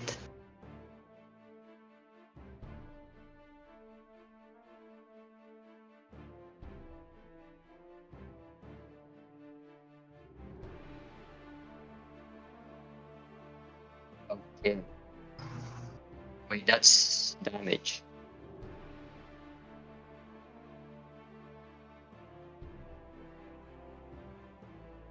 That's damage that you're rolling, by the way.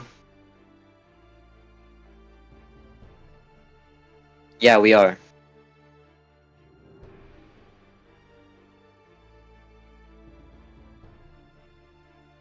You have to roll to hit first.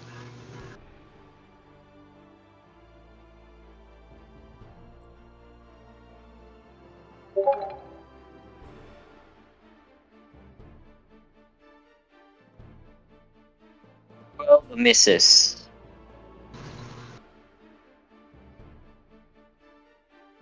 First ray misses.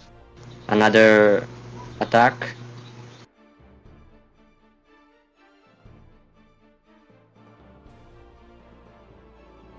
21 hits. Roll the damage for the first attack. Or you know what? Just roll roll to hit for the third ray.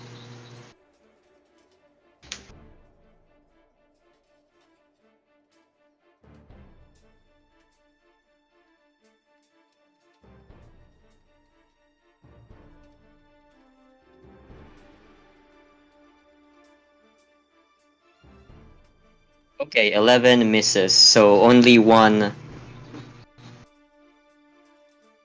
of them hits. Roll the damage for it. I mentioned you there, Scarlet. You should see the link there.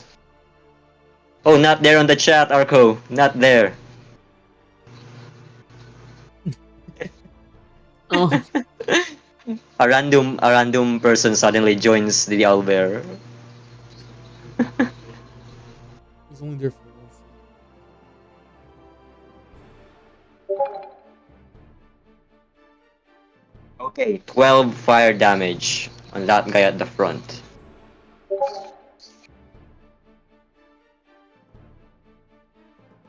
Oh, is it? Oh yeah, it is. Okay. Anything else? Okay. I'm not sure if you have access to the owlbear. I'm just gonna move you close to that guy there. Oh, the soul blade. Okay, roll to hit.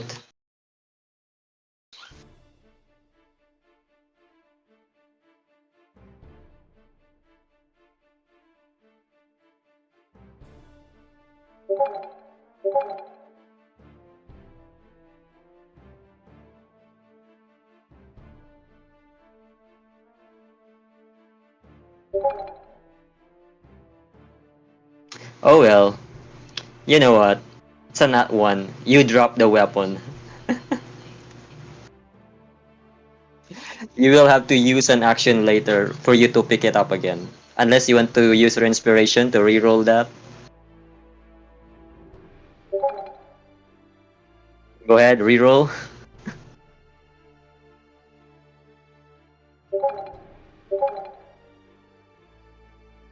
Okay, that hits. So the damage for this is since you casted a spell for this turn, it's gonna be a one-handed attack.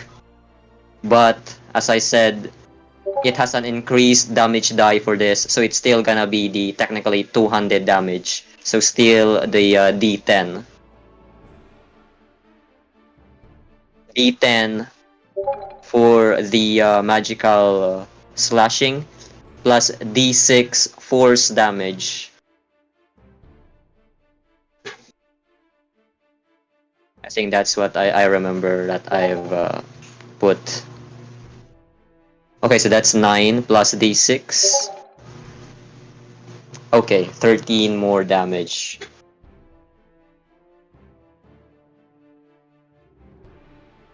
That's your turn?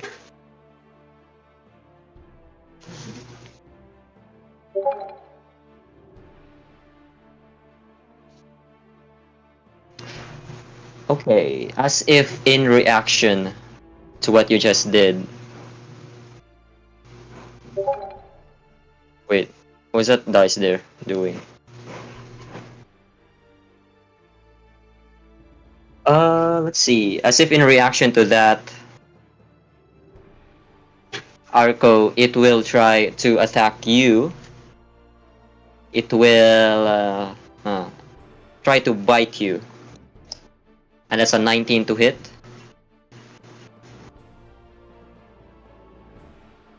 Ugh. A claw attack. That's 21 to hit.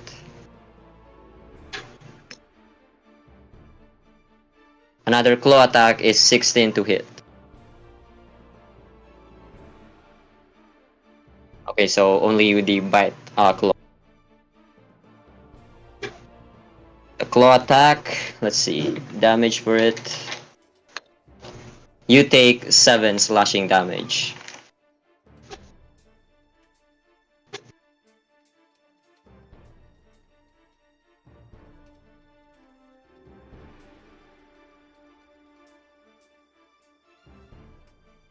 So you take 7 damage. Was it 7? Right? 7. And guess what? It will attack again with another bite. 16 to hit, which misses.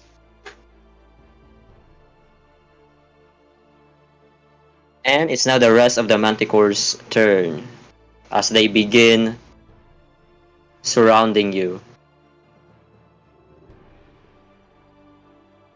It attacks this other Manticore bite. Miss, claw. 21 to hit for the claw. And 23 to hit for the second claw.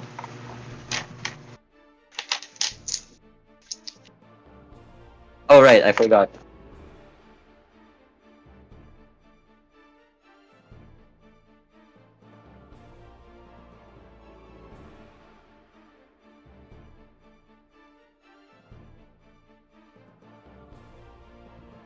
Let's see.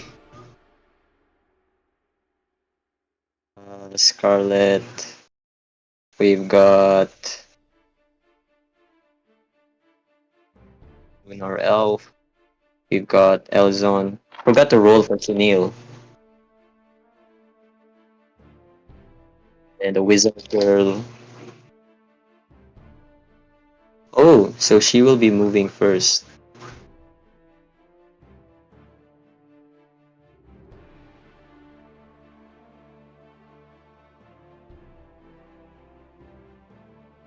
After Scarlet. And then the end as well. Yeah, you can cast shield. Are you casting it? How many additional AC is that again?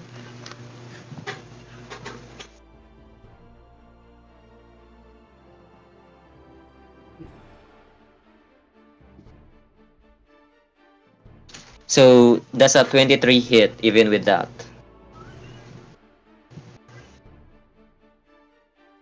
Okay, so all of those attacks miss. Another Manticore approaches Arco and also makes 1 bite and 2 claw attacks. Damn, this AC. It's a pain in the ass. The only way I could hit you is with a crit, man. This other guy, this other Manticore finds another target. You, Elzon, is its prey, and it will attack. 16 to hit.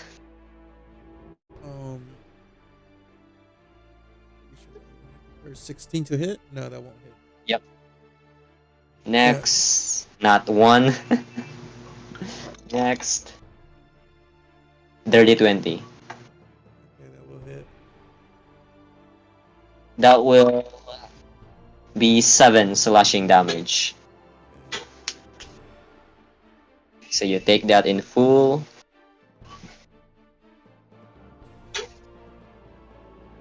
Yep. Okay, so that's the Manticores will be doing. The special Manticore is already done. Sinil is at the end. Okay. I'm gonna make this wizard, futuristic girl, attack. They are surrounding Arco, so it will attack one of the manticores that surrounds Arco with a firebolt. That hits. Rolling for some damage. Ooh, 16 fire damage.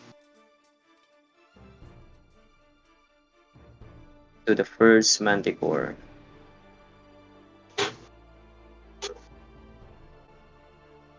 What you actually attacked Arco is was the special manticore. If you see on the initiative order. So that's what the wizard will be doing, and that's her turn.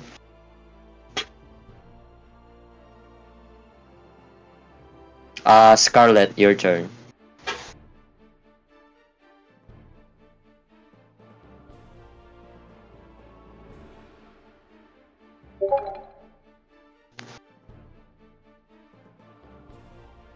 Ooh. Wait, is that area of effect?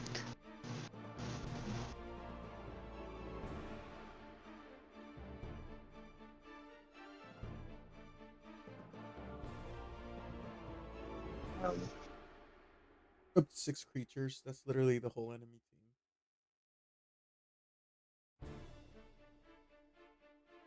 It's a 40 feet cube. Yeah, that's literally the whole map, bro.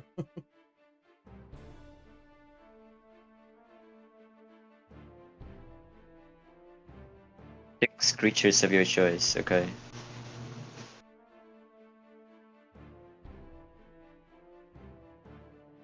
Yeah, it's gonna encapsulate all of them. So wisdom saving throw.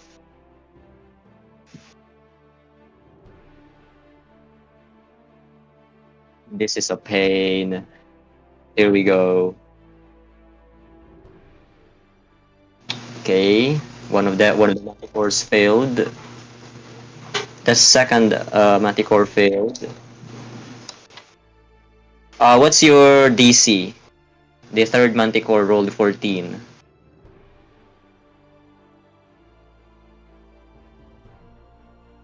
The special manticore, this guy, will choose to save legendary resistance.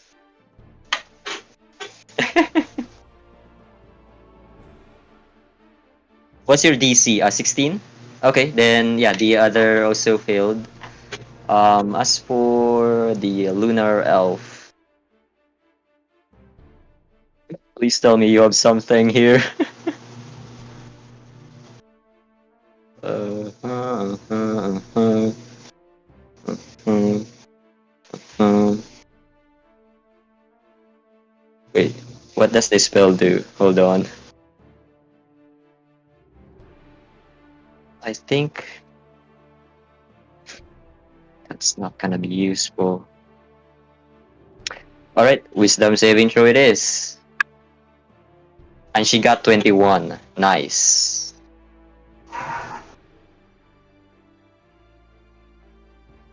So, 3 manticores are currently affected. So they have half speed, -2 penalty to AC, -2 to dexterity saves, and can take reactions.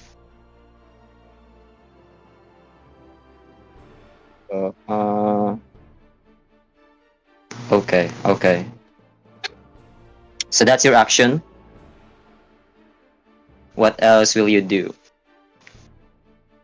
By the way, Elzon, have you learned about the changes with spell casting rules? No, You can cast 2 leveled spells now in the same turn, as long as one of them doesn't use a spell slot.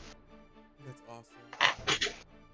Yeah, I just learned that in my IRL campaign last week, and that surprised Arco and I. I'm gonna abuse the hell out of that in the Sprout campaign. It's oh my god, warlocks are gonna be huge. They're gonna be huge threats. With their capability to cast spells without using spell slots. Yeah. Damn. Well, my wizard is gonna be pretty cool too. But I'll take every feat that gives me free casting. Yeah, at the same time, no matter what level they are, as long as one of them doesn't use a spell slot, you can do it now.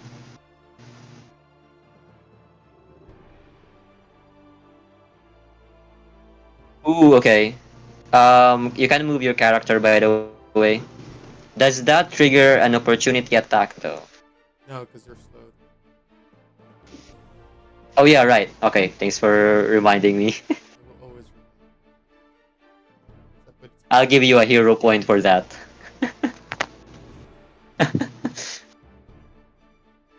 Okay, so you can move your character up to 45 feet. And then what else? That's your bonus action. That's your movement as well. Can you move your character?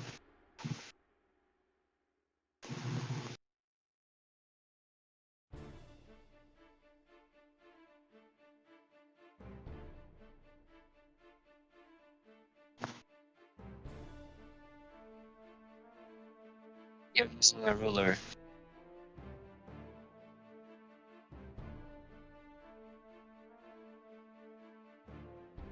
I'll put you there.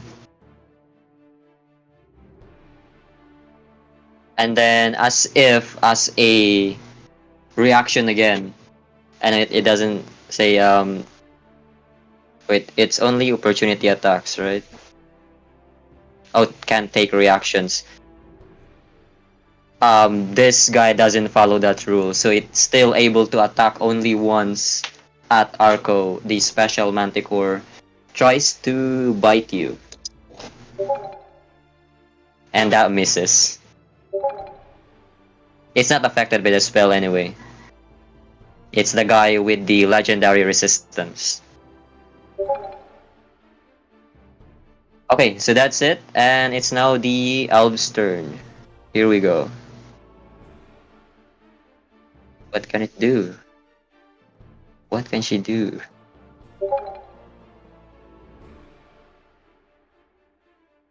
Hmm, this one seems good.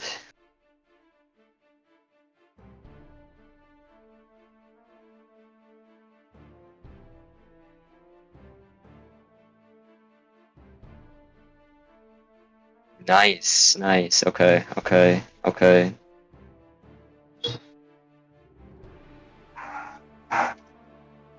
So I'm gonna make her move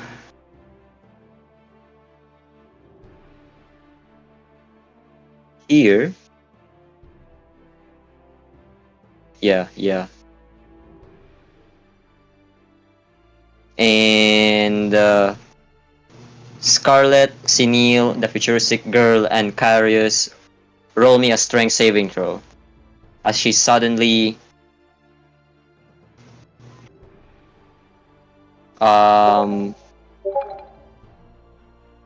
commands winds to push you 15 feet away. It's a very cold wind, by the way, so you also get to roll this with disadvantage.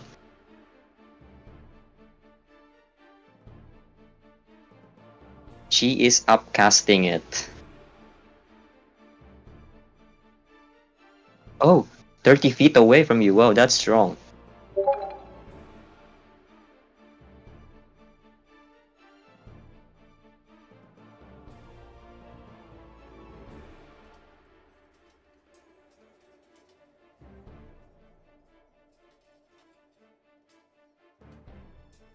Also Scarlet.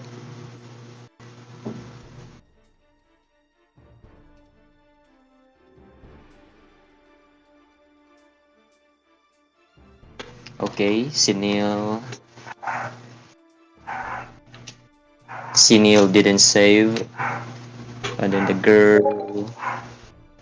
Yup, also failed.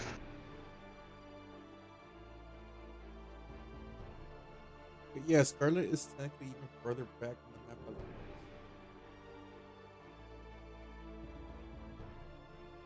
It's all surrounded with forest. But sure, if you can. Hold on. Where was she originally? That's 20 feet. Okay. So you said 45. So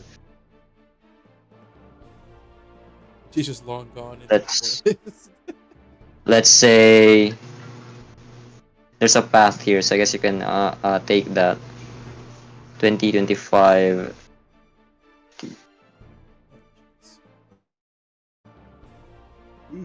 Yeah, that should be enough. Okay, so Scarlet won't be included then.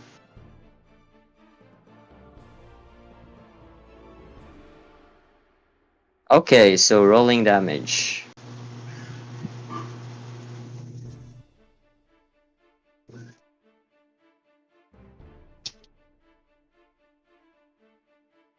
Karus, you take 4 cold damage.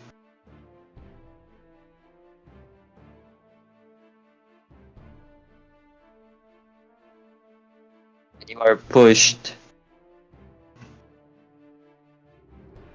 really, really far back.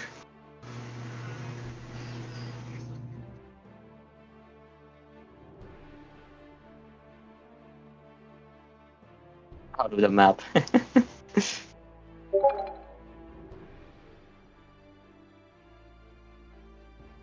It's okay. She's far from the spell's range. Okay, so that would be her action.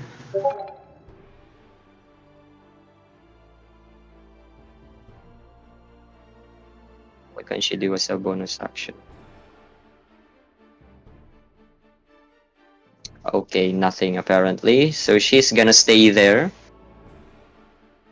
And Elzon, you're up. I'm gonna rage using my bonus action. That will give me 6 temporary hit points.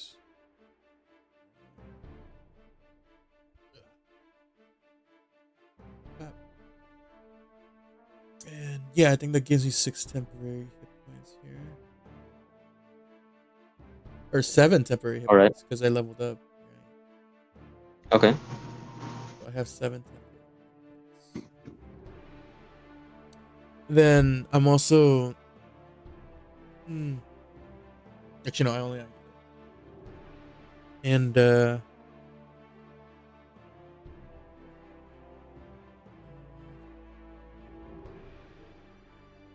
I'm gonna attack the people in front of me, the boys. I'll make it reckless. Why not? Which guy? Any of them, they're both gonna get attacked anyway. Okay. So you're doing cleaving, alright. That's a nat 20. Okay, okay. So that's 4d12, right? Yeah. Yeah, I was gonna. Or just 2d12 actually, because then I'm gonna add 24 to that.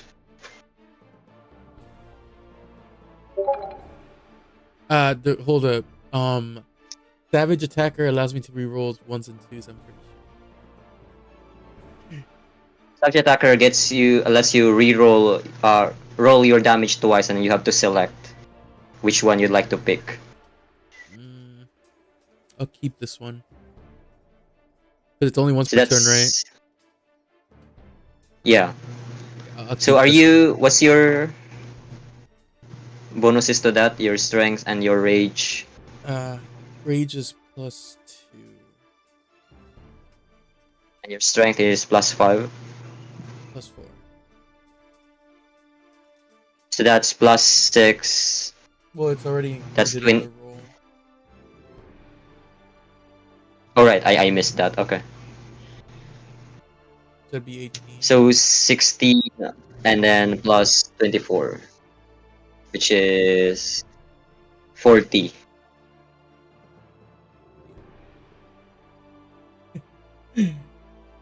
Okay, and then you do it again to the guy next to it. Can I do the good old the old dungeon master's guide cleaving rule where if like I overkill something I can do the damage to the other creature? Yeah, sure. The other cleaving rule for the Yeah, the 2014. secondary cleaving rule. If you overkill Sure, something, the remaining sure. damage goes to the other one. But it's still alive though. It's fine. So Now I'll use the new cleaving rule attack. okay. Oh wait, Same target. is the Oh one I no. Yeah. crit is the one I crit still alive? Yeah, it is. Okay, then this cleave will only go for the other one then, Yep. because it has to be next to them. Does a 16 hit? Yes. With the slowdown effect, of course it is. I'm gonna re-roll that one. Okay.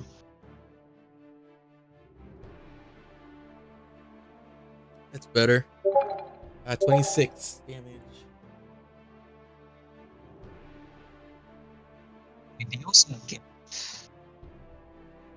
You don't add your ability modifier to that other damage. Oh right, you're right. Then It's going to be -4, so that's 20, because you still get to add the rage bonus, yeah, so then but 20 not damage. the. Okay, so that's 20. Anything else? Extra attack. I'm gonna attack the one I crit before Okay. with advantage. That's a net 20. Bro, what's going on? Okay, D12 again. I just critted this man twice. You might get to use the old cleaving rule. 12, unfortunately. Okay, so 12 plus 24, 36. It's definitely dead. The surplus damage to that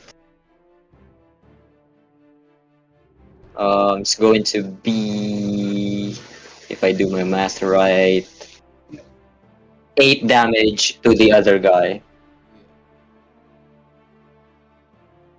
Okay, and one of the manticores is down.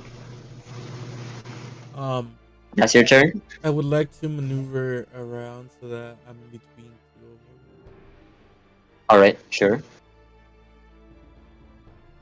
That's gonna be my turn.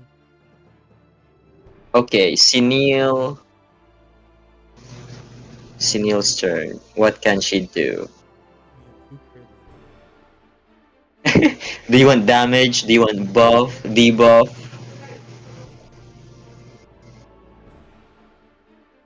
I guess she will do damage. Oh, this is crazy. Buff also more. She will attack the elf, and she has to roll a wisdom saving throw, which she is actually good at. Yet she still failed. And she takes a huge ton of damage. 11d6. Wow.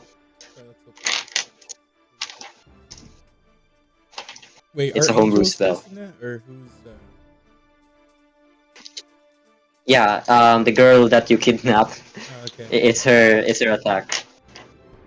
Where's my other d6? Okay. So this is 4, 5, 6, 7. And I don't think she has something that will save her from this.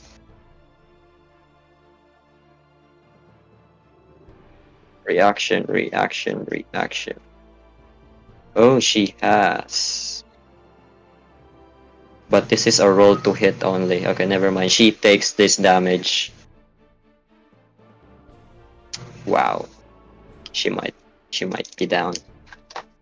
2, 5, 8, 12, 13, 14, 16, 8, 9, 10, 11. So that's 16, 22, 23, 24, 28 total damage. and she has to roll concentration. So that's how much is it again? 28, right? Yeah. DC 28 of Constitution save. It's probably not gonna. Yep, she drops her concentration on the wind that blew Sineal, the girl, and Carius away. So that spell is gone. And that is Sineal's turn. She just stays there. And as a sort of another reaction again, the special Manticore will attack you, Elzon, this time with advantage. And that's 23 to hit. That hits.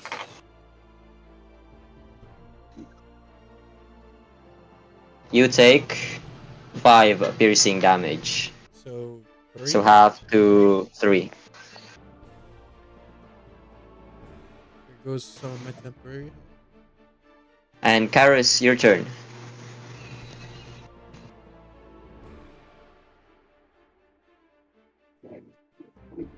Show them why you should be trusted. Okay, move your character.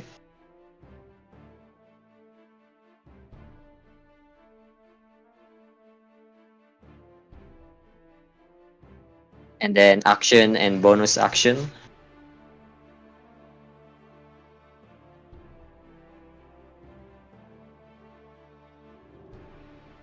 By the way, You know what, the I'll just elf say is it. now looking wounded.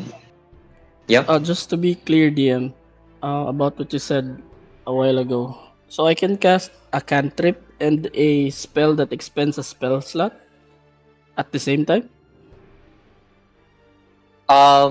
If one of them is a bonus action, yeah. Oh, okay. That's the I'll 2014 rules. But what I am saying, the changes now with the 2024 rules is you can cast leveled spells within a single turn, as long as one of them is, of course, can be casted as a bonus action, and one okay. of them doesn't use a spell slot. Oh, okay. For this one,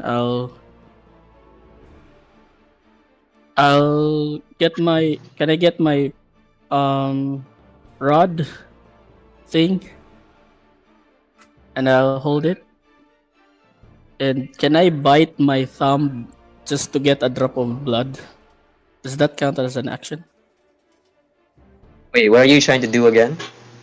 What? I'll hold my rod thing, my pact of rod of pact. I don't remember its name. Keeper?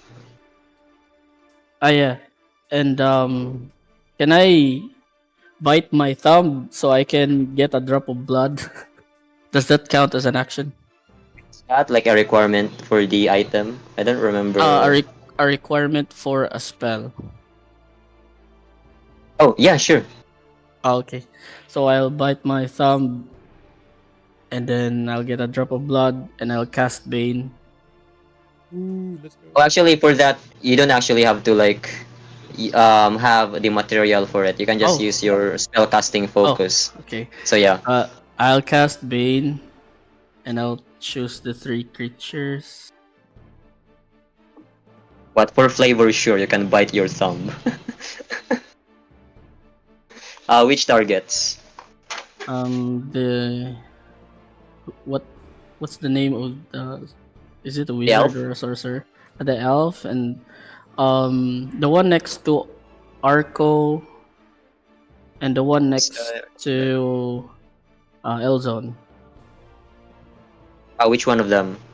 Here, Um, 1, 2, or 3. 1 and 2. Okay. So do I have to roll for that? I forgot. Yeah, I'm pretty sure. You said it's Bane, right? Wisdom? Charisma. Charisma? Since Okay. Charisma. yeah, charisma. It's a 14 DM, and since I'm holding my rod, do I get the special thing from the rod?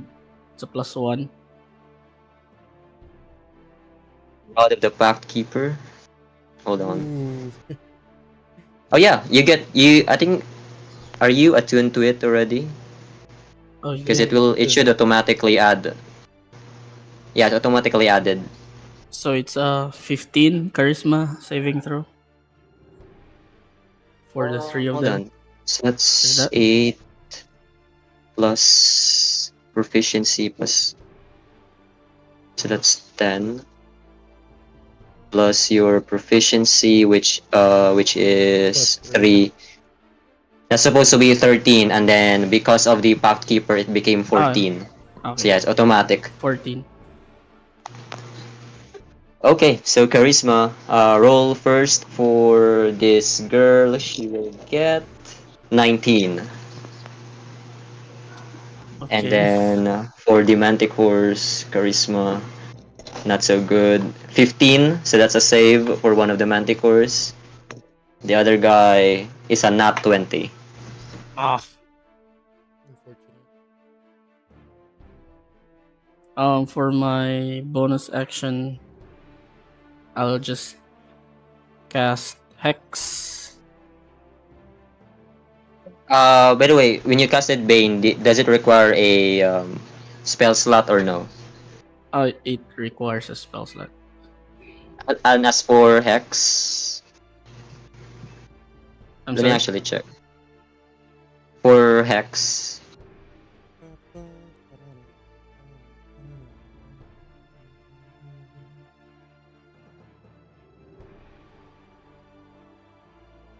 Hex also uses a spell slot. Because Yeah. you would know if it doesn't use a spell slot if it says use on the left. If it says cast, then you're using a spell slot, so you can't cast Hex for this turn Oh, after okay. you just casted Bane.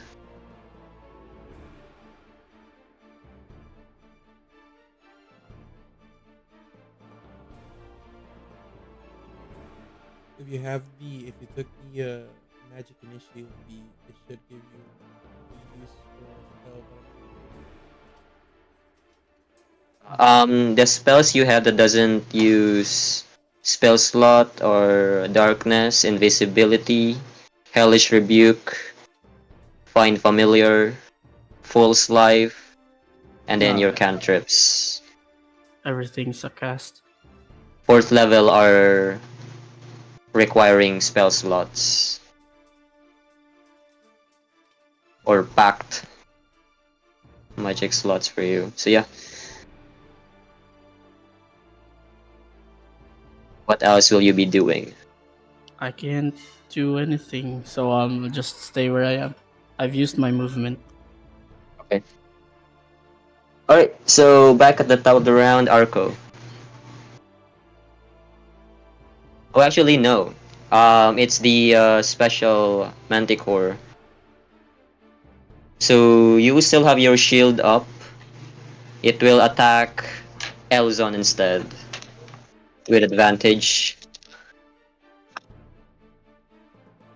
24 to hit. That hits. One of my rolls is not one. Good thing I rolled a 19 on the other. A claw attack. That's 21. Damage? No. Still to hit. Oh, Second okay. attack.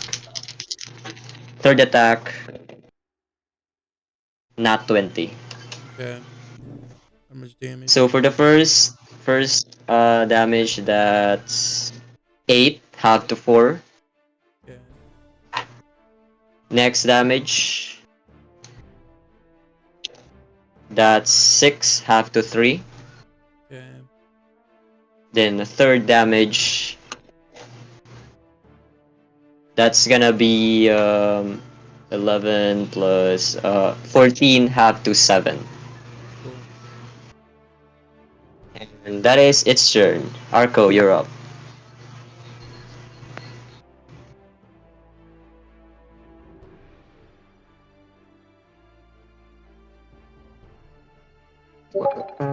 Did Senil spell a concentration spell?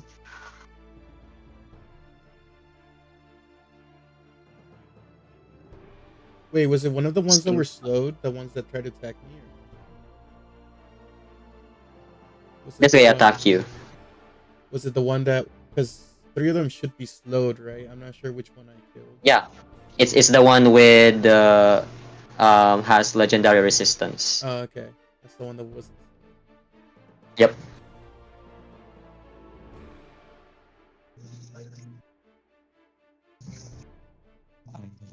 Let's concentration.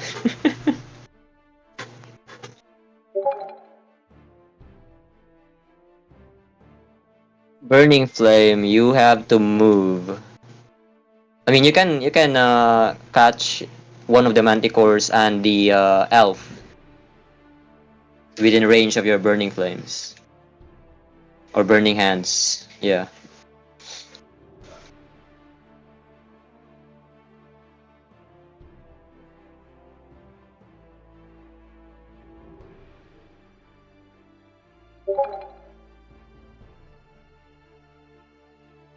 So you are targeting one of the manticores and then the lunar elf.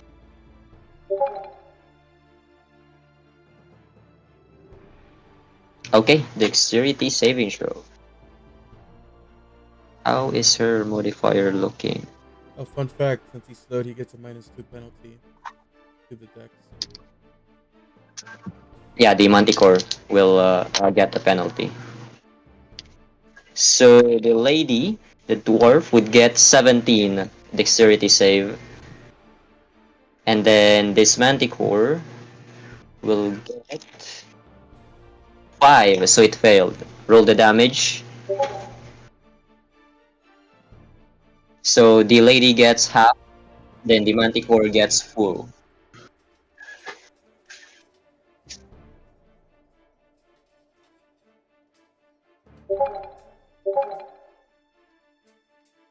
Okay, so 11 for the dwarf. I mean elf. And then 22. Okay, so that's total damage taken. And anything else? Elf is, by the way, looking wounded.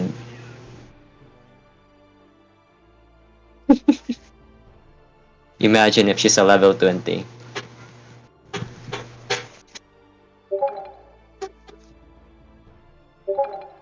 Okay. Roll to hit.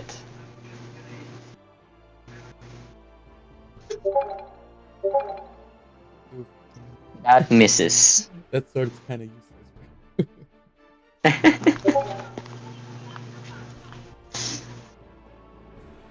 And that's it. Any movement?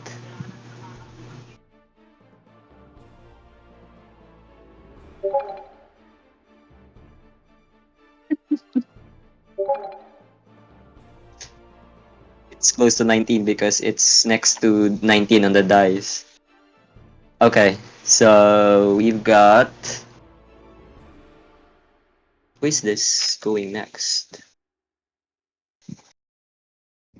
Oh, the girl. Okay, the wizard. Okay. Wait, what? What's going on?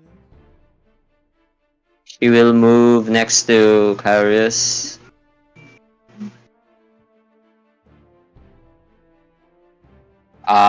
Let's see. What will she cast? Healing word. You know what? Let's do scorching ray.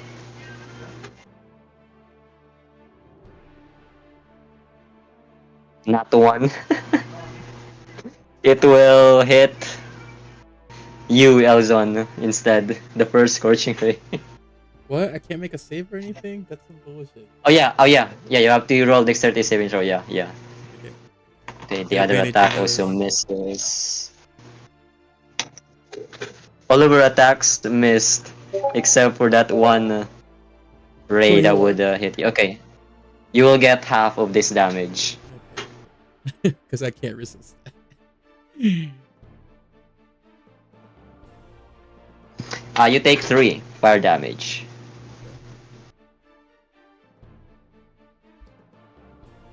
That's all the wizard girl will do. It's now the manticore's turn.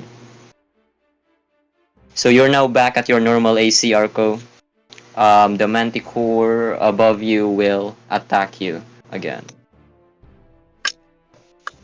14 to hit.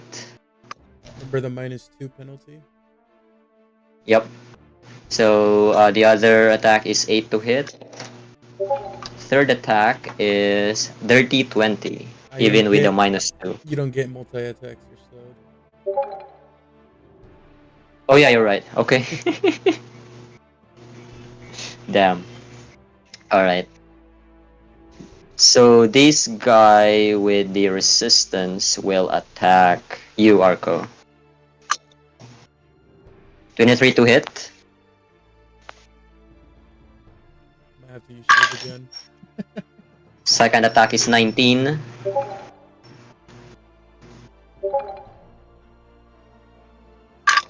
Third attack is 17. So the first attack hits. What get again? It's going to be 8 piercing damage. And since it hit you, it will do another bite. And that misses as well. The Manticore, the third Manticore will try to attack you, Elzon, with a bite. And that's 16 to hit. Misses. Okay. Okay. And that's their turn. Alright, Scarlet.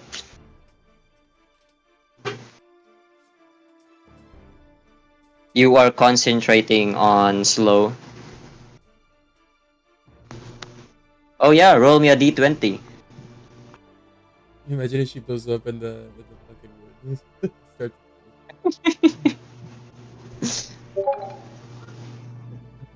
You're good.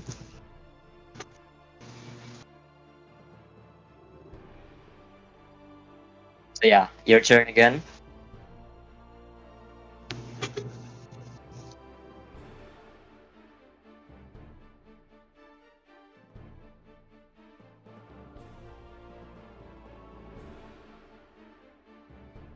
Have to do something at this.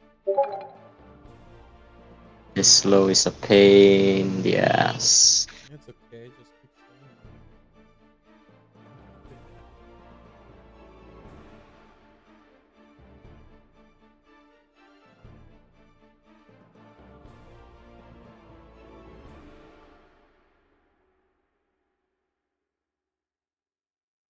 This is nice, okay.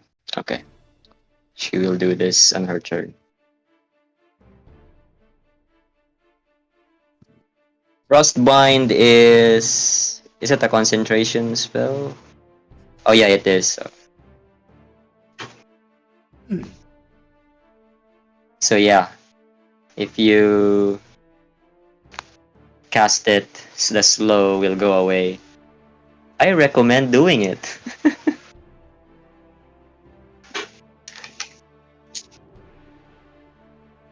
Someone asked for advice from the DM, I recommend casting it.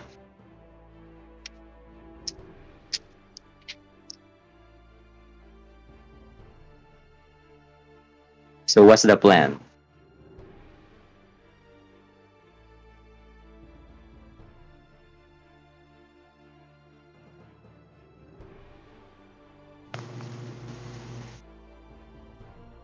Just keep slowing. Save your spell slots in case Arco dies.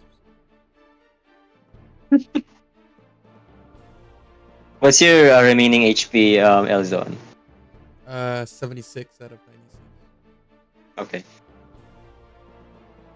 To assure all of you guys, if ever I have an enemy that has the ability to cast, let's say, power word kill, that's when I would stop asking for your HP, so that I wouldn't know what your HP is. I mean, we're not. Or at maybe that I have level of to play roll for yet, them. but, I mean, thanks. We're not at that level yet. Yeah. Yeah. I mean, if you threw power word kill at us at that point, I'd be like, okay, there goes everybody. The elf cast power word kill. She can only do it once per month, but she can Alright. affect all of you. Ever seen a meme once where you can't cast spells if you're getting your hands held and you're getting kissed and you're getting hugged and stuff? Just start making out with the wizard. That's how you stop them from casting spells. That's grappling, yeah. The barcode counting counter spell. Also found this meme where paladins are much better than bards in that way because they're immune to diseases and monks. She's letting go of so Ice storm. Okay. careful. Wait, where the hell did the bear go? Why don't we get the bear in this one?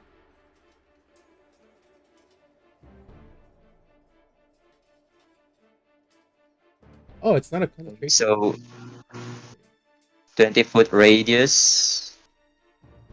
And careful spell. Okay.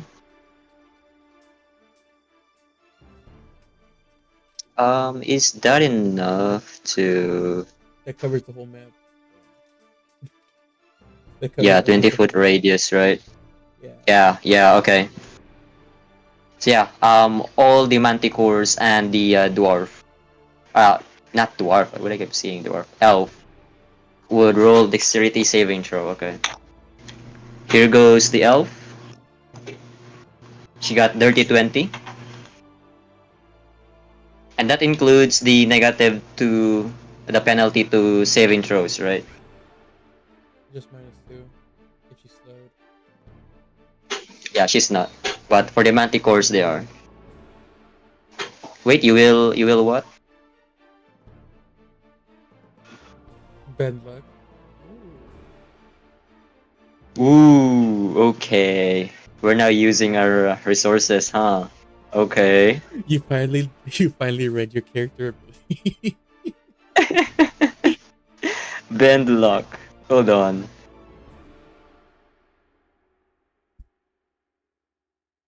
Oh, is that a wild magic thing? Hold on. Bend luck. After another creature you see rolls a d20. It doesn't even say it's a reaction. Oh, reaction is a reaction. Okay. Oh damn, that tastes pretty cool. So So, she got a dirty 20. So if you think using bend luck on her would change the result, probably if you not. think 16 would be enough, No, because you can do that. Even if you roll the max, she's still passing at a point. Yeah, you can maybe reserve it for the manticores. I'll start rolling for them now. So that's dex save. 9 for the first manticore. Second manticore will be 9 again. That's with a penalty already. And then the special manticore 19. Oh, actually it's 21 because it's not slowed. So the elf and the special manticore succeeded. Roll the damage. So you have, if you're casting it at 4th level, 2d10 bludgeoning and 4d6 cold. Yep, they'll take half. So yeah, roll the damage.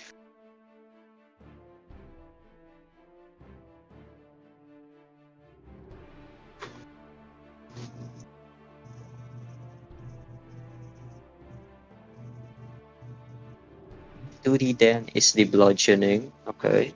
6.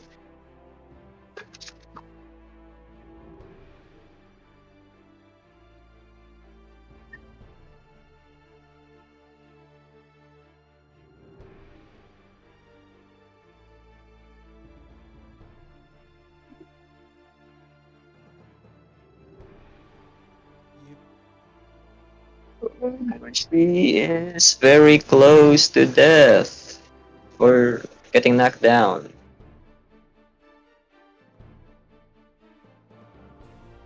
Yep, roll the cold damage. And the special manticore will take that. Oh yeah. Oh yeah, she is. She is down, I think.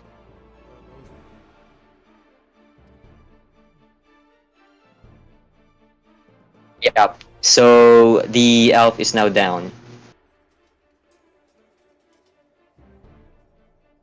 And then you take.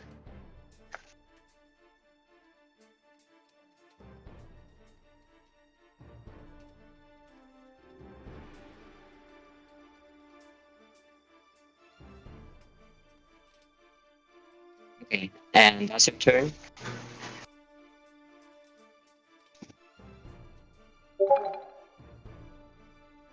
It's now difficult terrain on that area. Okay.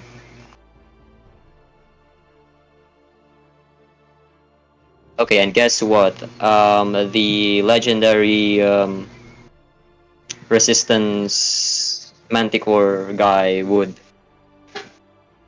attack again at Arco. Wait. Is it the legendary turn?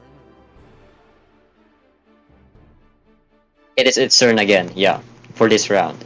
Or... Oh, make a strength save. Okay. That's 11. Yeah, you failed. I'm gonna move you over here. You're gonna have Okay. 0 speed. It will attack you then. Yep. I'm fine with that. And yeah, Scarlet, you're good with the 19 for a D20. Thanks for rolling. First attack at you. That's a nat 20. Okay. You take 18 So 9. piercing damage. Yep. Attack again with a claw. That's 19 to hit. And a 12 to hit. That doesn't. 12 misses, okay. So that attack that hit will give you 5 slashing damage, half to 3. Okay.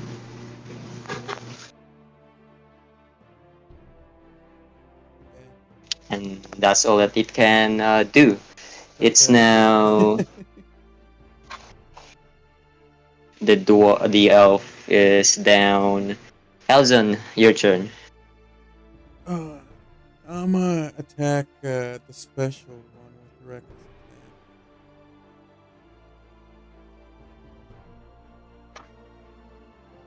attack. Is it Wait, I should have been 25 hit? rolling with advantage. Yeah, that hits.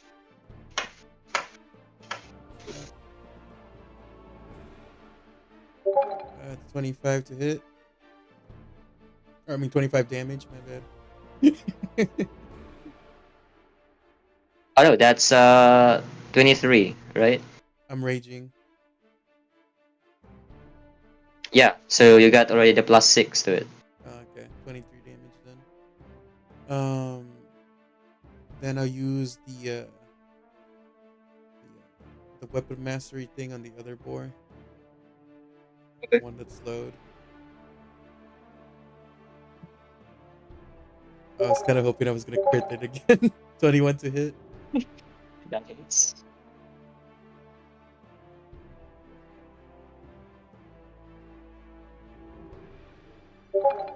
20 damage. Is it still alive? No, it's not. It's down. Can I carry over the damage to the special boar? Funnily enough, that's surplus 1 damage.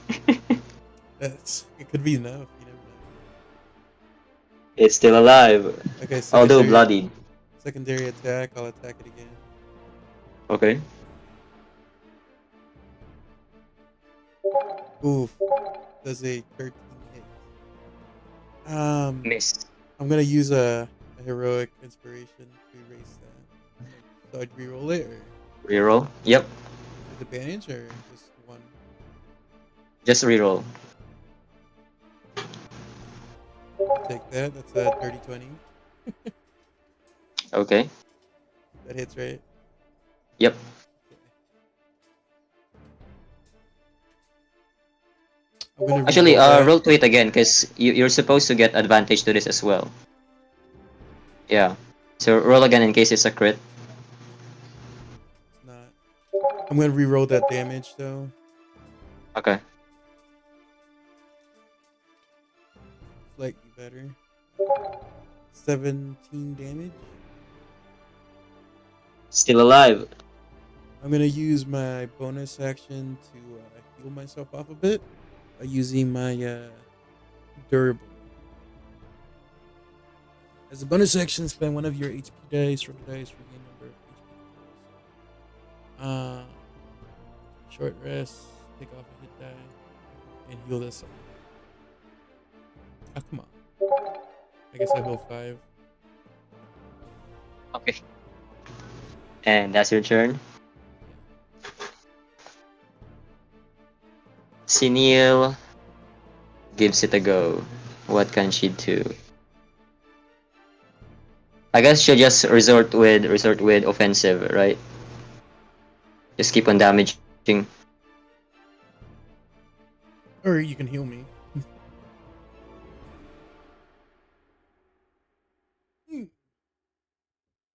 Let's see.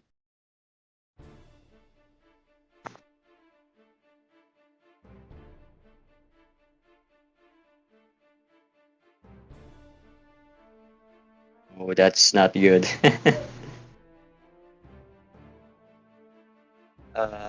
Which one of these spells does she have?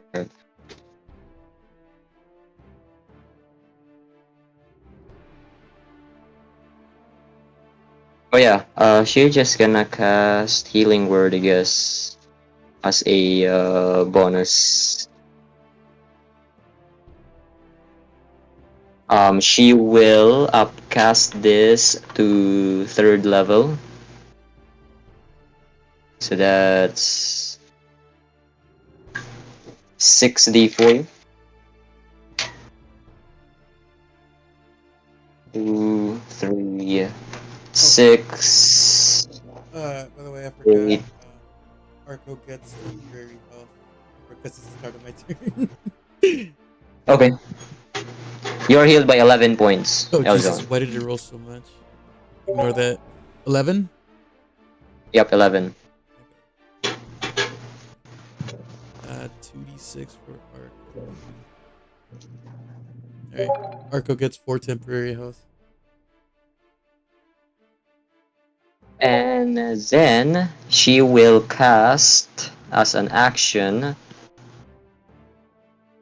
She will, seeing that that other manticore is unique than the others, she will move here and cast Sacred Flame. So it's gonna be 10, so that's a failure against her DC. And the damage, how much damage does she now have at this level? Hold on. Sacred Flame, so that's... Okay. Radiant Light. That's 9 damage to the special Manticore. And that's gonna be her turn. As a reaction again, this Manticore makes one attack at you, Elzon. And that's 13 to hit, which misses, I guess. Okay, your turn, Carius. I will Eldritch Blast that creature near Elzon. I have two waves of Eldritch Blast, I guess there. Yeah, you can roll to hit for each of them.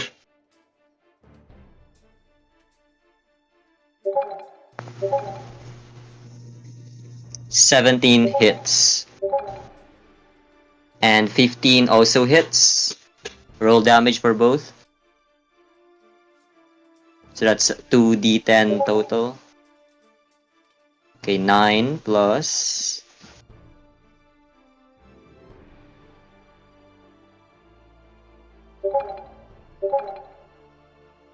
Okay, 16 total force damage.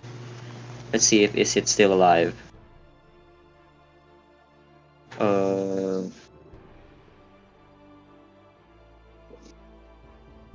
How do you wanna do it? Oh, it's dead. Well, I'm just gonna point my rod and do the Eldritch Blast to the creature. Okay. Are you gonna look proudly at the party and kind of tell them, "See, I'm a friend."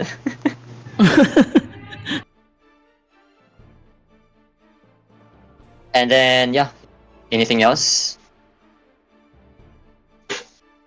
I'll move near Elzon, Okay. and that ends my turn. All right. So we've got Arco. One more Manticore remaining, and it's almost close to its death.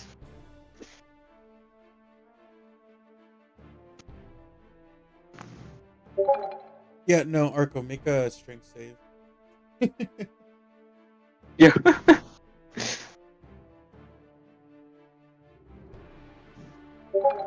No, no. Are Make a you? Are strength save, you? Arco. Make a strength save, Arco. I'm not letting you get the final kill here.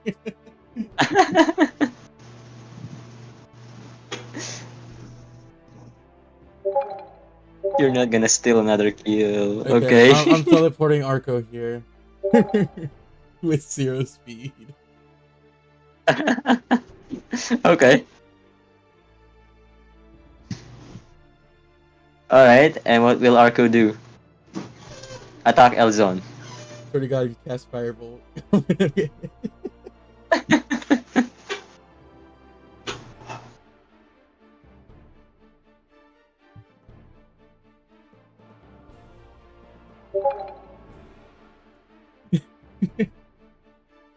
Wait, hold on. I can still take this kill. You cast Burning Hands.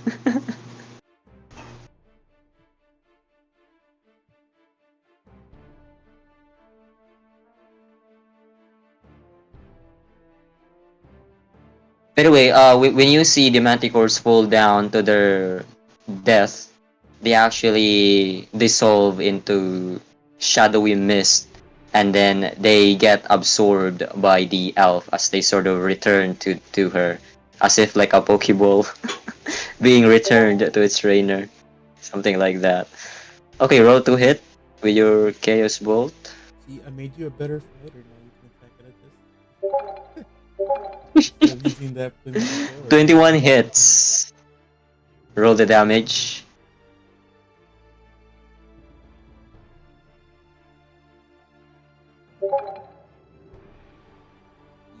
Oh wow, at level 4. He will really steal the kill. Okay.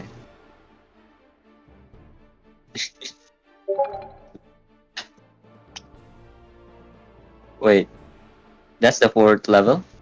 Can you upcast it? Like, I don't think that's... Wait, can you even upcast it? Hold up.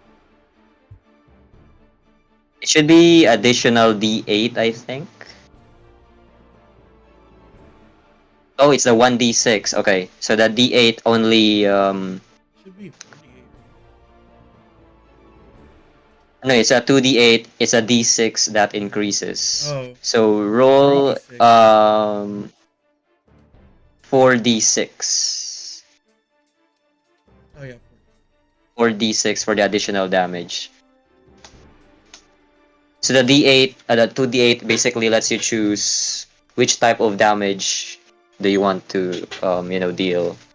But for this, it's not gonna matter because it's dead. How do you wanna do it?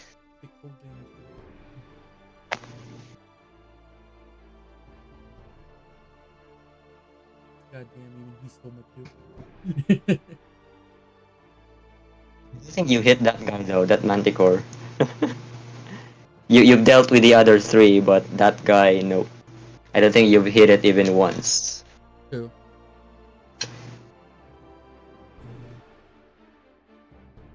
So this manticore dissolved into shadow, and they move towards the downed elf, and it kind of replenishes her health points, but then she begins applauding your party. I'll throw my axe. Oh, well, he's plotting. Oh no! Oh, okay. You're gonna roll to hit? No, it's fine, it's fine. I see that she's plotting. Okay, so yeah, that's the Manti down. And she says, very well, I think you're all ready for some higher difficulty enemies. She wasn't affected in the first place with a slow spell. She saved, and then one of the manticores used legendary resistance to save as well. Make her do a strength check. What? Make her Seriously? do a- yeah, make her do a Okay. strength save. Okay. While she's What's applauding, her make her motive? just. While she's applauding, I'm gonna use my reaction to do that to her. Okay, you can teleport her. She got 8. Alright, I'm gonna teleport her close to me.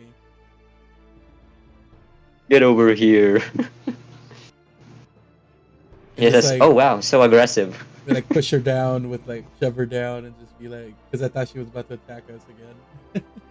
Okay.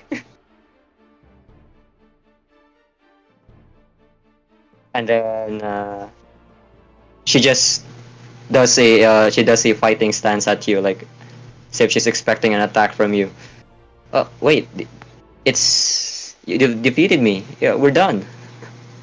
Insight check. I don't believe that for a second. Okay, insight. Do I believe her? Is she telling the truth? Yeah. It's she says she kind of implies there.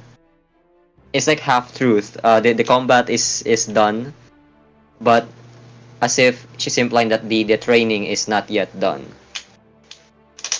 I don't know, bro. This is usually the time where you're like, oh, hey, this other creature also comes from the sidelines or something. That's what I'm.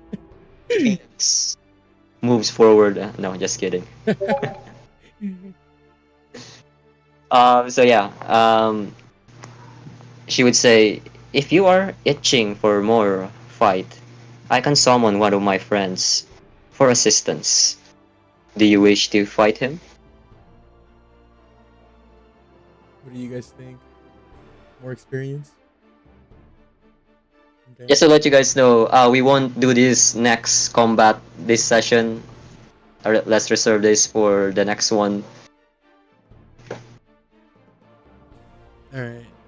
I don't know. Whatever you guys want. She just stares to Paula and Lila at the back, and then you will see Lila nodding.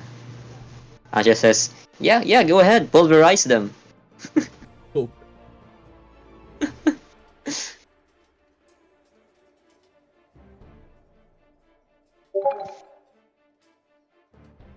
It's a long rest. My guy, how many times did you even get a hit? Aren't you like more than half HP though? Like I said, man, you should have taken the spells I told you about. Imagine forcing them to like minus a defense.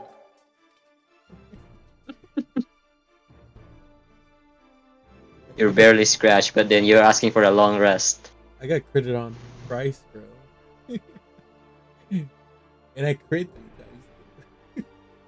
3 times. Yeah, and your hit was more painful. Like I said, man, you should take those spells, man. The ones that told you about, man. Pretty fun.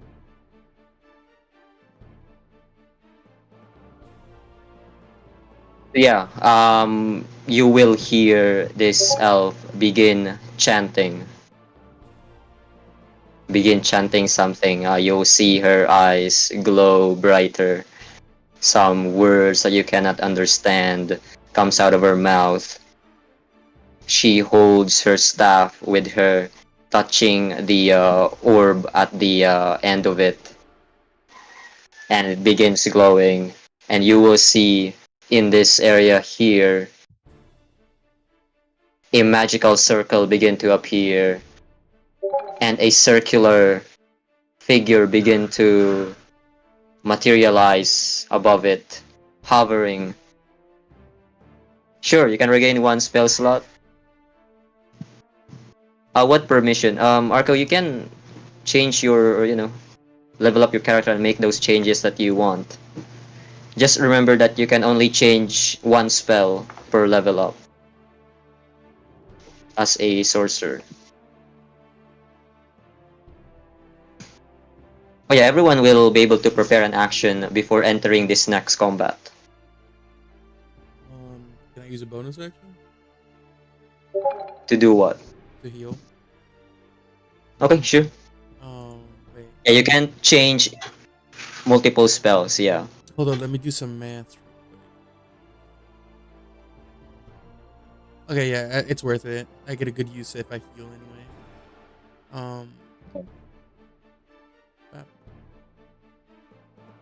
Yeah, you begin to see this circular figure hovering over the land. And then you see something lengthy extend out of the circular body. There's one, and then there's second one, and there's a third one, until you realize there are tentacles around this circular figure. And when the elf finishes casting her spell,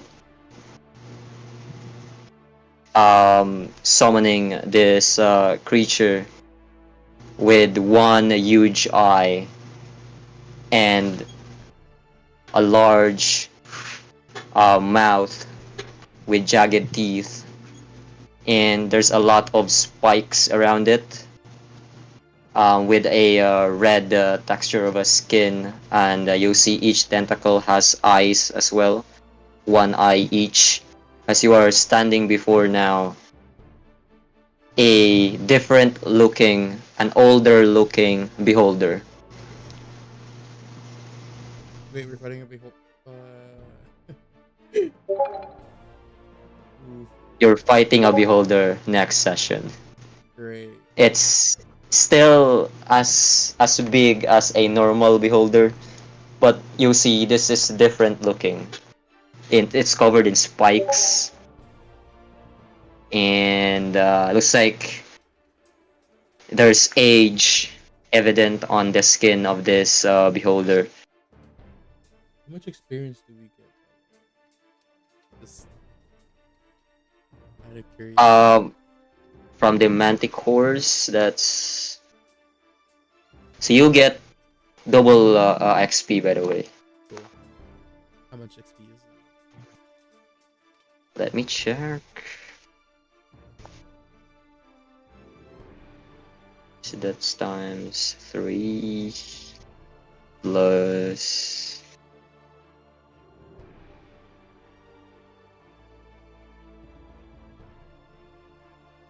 It's just going to be shared among the party. I'll just send a breakdown of the XP Okay. later.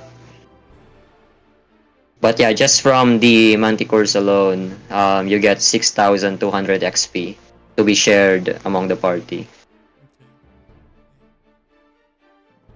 Okay. And yeah, that's for your first session of training. It's a very easy fight. We'll see how you'll do against this beholder next session. Alright, guys, if you're still here, my one viewer, I think it's Marco, honestly. Thanks for coming. We appreciate it. See you guys all in a week or the week after, depending on how things go. It's about time I go to sleep. Good night, everybody.